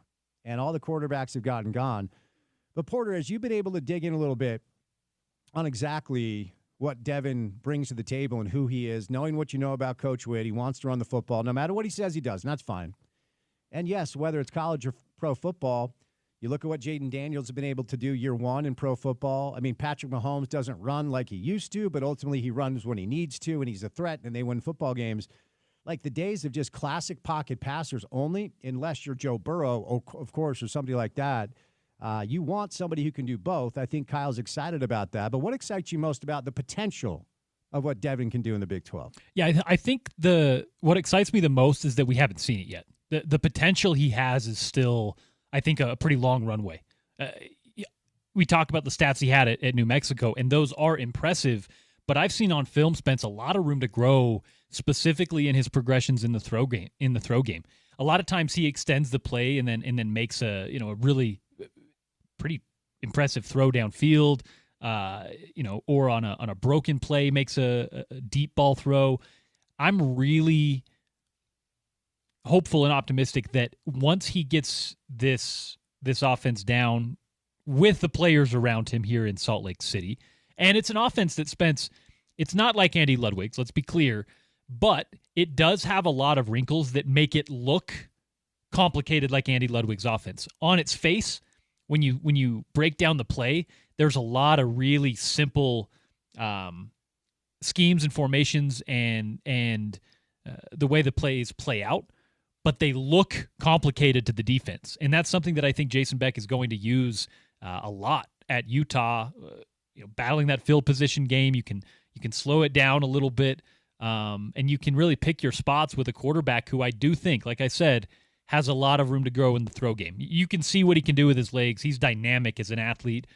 He's going to extend plays. He's going to give you opportunities in open field that you don't really have with other quarterbacks in the Utes locker room.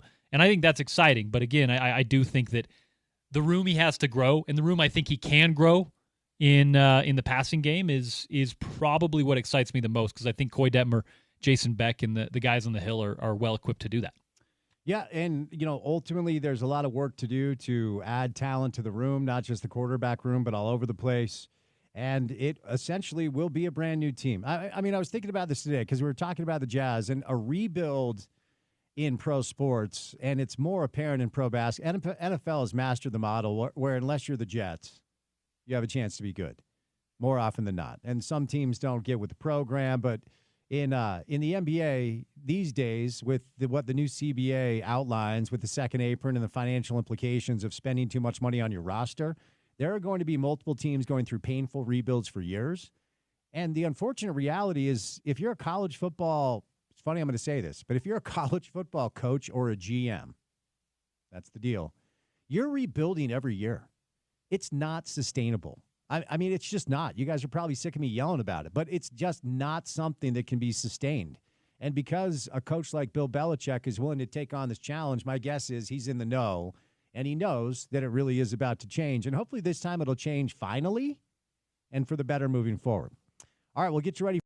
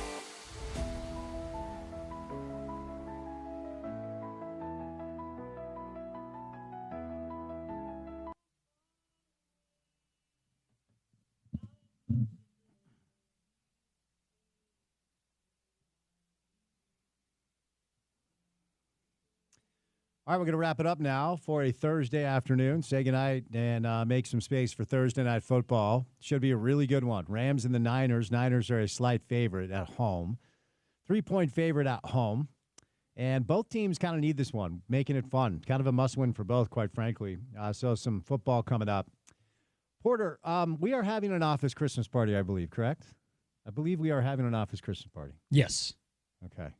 Well, I have in front of me some rules for the office Christmas party that I figure people could probably use right now. It's that time of year where you have the office Christmas party, you've been invited, and you might be sweating it. And I have some rules. I'm going to read them aloud. You tell me if you agree. These are your rules. This is a list that is circulating on the intrawebs. And so I'm just reading through it to see if there's – because, look, you know what we do on the show. We serve the community. We are a community asset, okay? So we want to help people. Make sure they don't do anything below board for their office Christmas party. I'm with you. Number 1, don't skip it. Agree or disagree? That's entirely subjective. But try to go. If you need to keep the job, it's probably better to show up and save face. But maybe you're, worried about how you'll behave and you want to keep your job, so you don't go to the Christmas party. Leading me to number 2. Eat before you show up to avoid getting intoxicated. There you go. Right. I was alluding to like too much eggnog, getting a little loose. Number 3 is interesting. Wear what you wore to the office that day. The guy who changed into skinny jeans and is going out after has too much free time. What do you think about now? For us, it's pajamas. I was going to say I can't really put too much into that when I wear sweats to work every day. Number 4, show up on time. Most senior employees do. Hang out with them for the first half hour and then keep your distance. Strategy. I'll be there not on time. Number 5, don't act excited about the open bar. We don't have an open bar. This is just generally speaking. Oh, act excited. Look, if you have an open bar at a wedding, at a work event, at a convention, be excited. It's fun. Porter, we have to pay for peanuts. We don't have an open bar at our Christmas party. This is for other people that work at other places. That's what I'm saying, man. They had an open bar at NBA All-Star. That was fun. You want a snack? It's $4.50 at the machine. Okay, so we're not having an open bar. All right. Number 6, do not talk about work at the work Christmas party. I'm with that. Number 7, don't flirt or dance with the junior staff at the main event. Wait until the after party. That feels a little creepy, but it's on the list. Yeah, wait until the after party. That sounds like good advice. All right, number 8, get your adversaries as drunk as possible. Good call. Good call. You like that one? Yeah, I mean, if there's someone in your workplace that maybe you're not Chad, seeing eye to eye with, get them drunk, get them in trouble. All right. Number 9, hold your wine glass by the stem and hold it in your left hand. I mean, you should be holding it properly if you're really doing this thing. But left hand, I don't know if is that part of the deal. According to the list, I'm just reading the list. I have my own list. We'll bring that on air at another time. Number 10, hang out with the assistants. They know all the good gossip. For us, that would be Sarah. Yeah, true. Who is the most delightful person who works here? Knows all the gossip. I'll hang out with Sarah all the time. Number 11, no social media. If you're posting to Instagram or Snapchat, people won't trust you. Okay.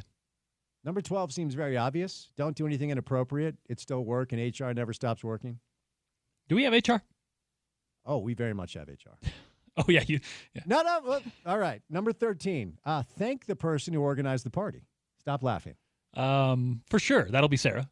Yeah, it will. Number 14, leave early, but don't leave first. Yes.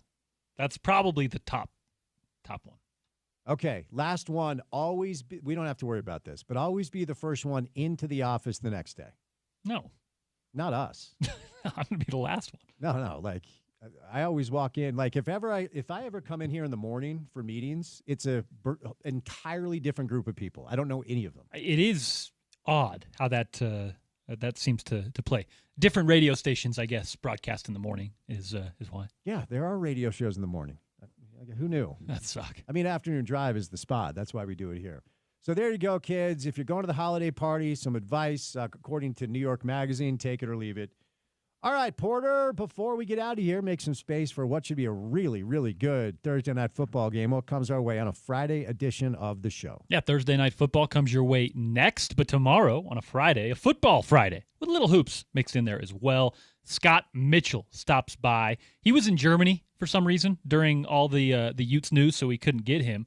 We'll get him for the reaction to Jason Beck, Devin Dampier, the quarterback stuff on the Hill. Kyle Bonagura will stop by. Of course, he was locked and dialed in on all of that as well. We'll talk to Chris Kamrani on a Friday, our Friday staple. A bunch of college football there. We'll also chat with Howard Beck on the NBA Daily Assist. A few other things in the works as well. We're hoping to catch up with one Garrett Bowles in the next few days as well. 4 years, $82 million, 42 of it guaranteed. One of my favorite stories in sports from a guy that from Ephraim to Salt Lake and a bunch of stops in between. Well-deserved for GB. And truly one of the sweetest guys you'll meet. So thrilled for Garrett, his wife, his family. They're awesome people, former Ute. Got paid once again. And so congratulations to Garrett. We'll get him on the show.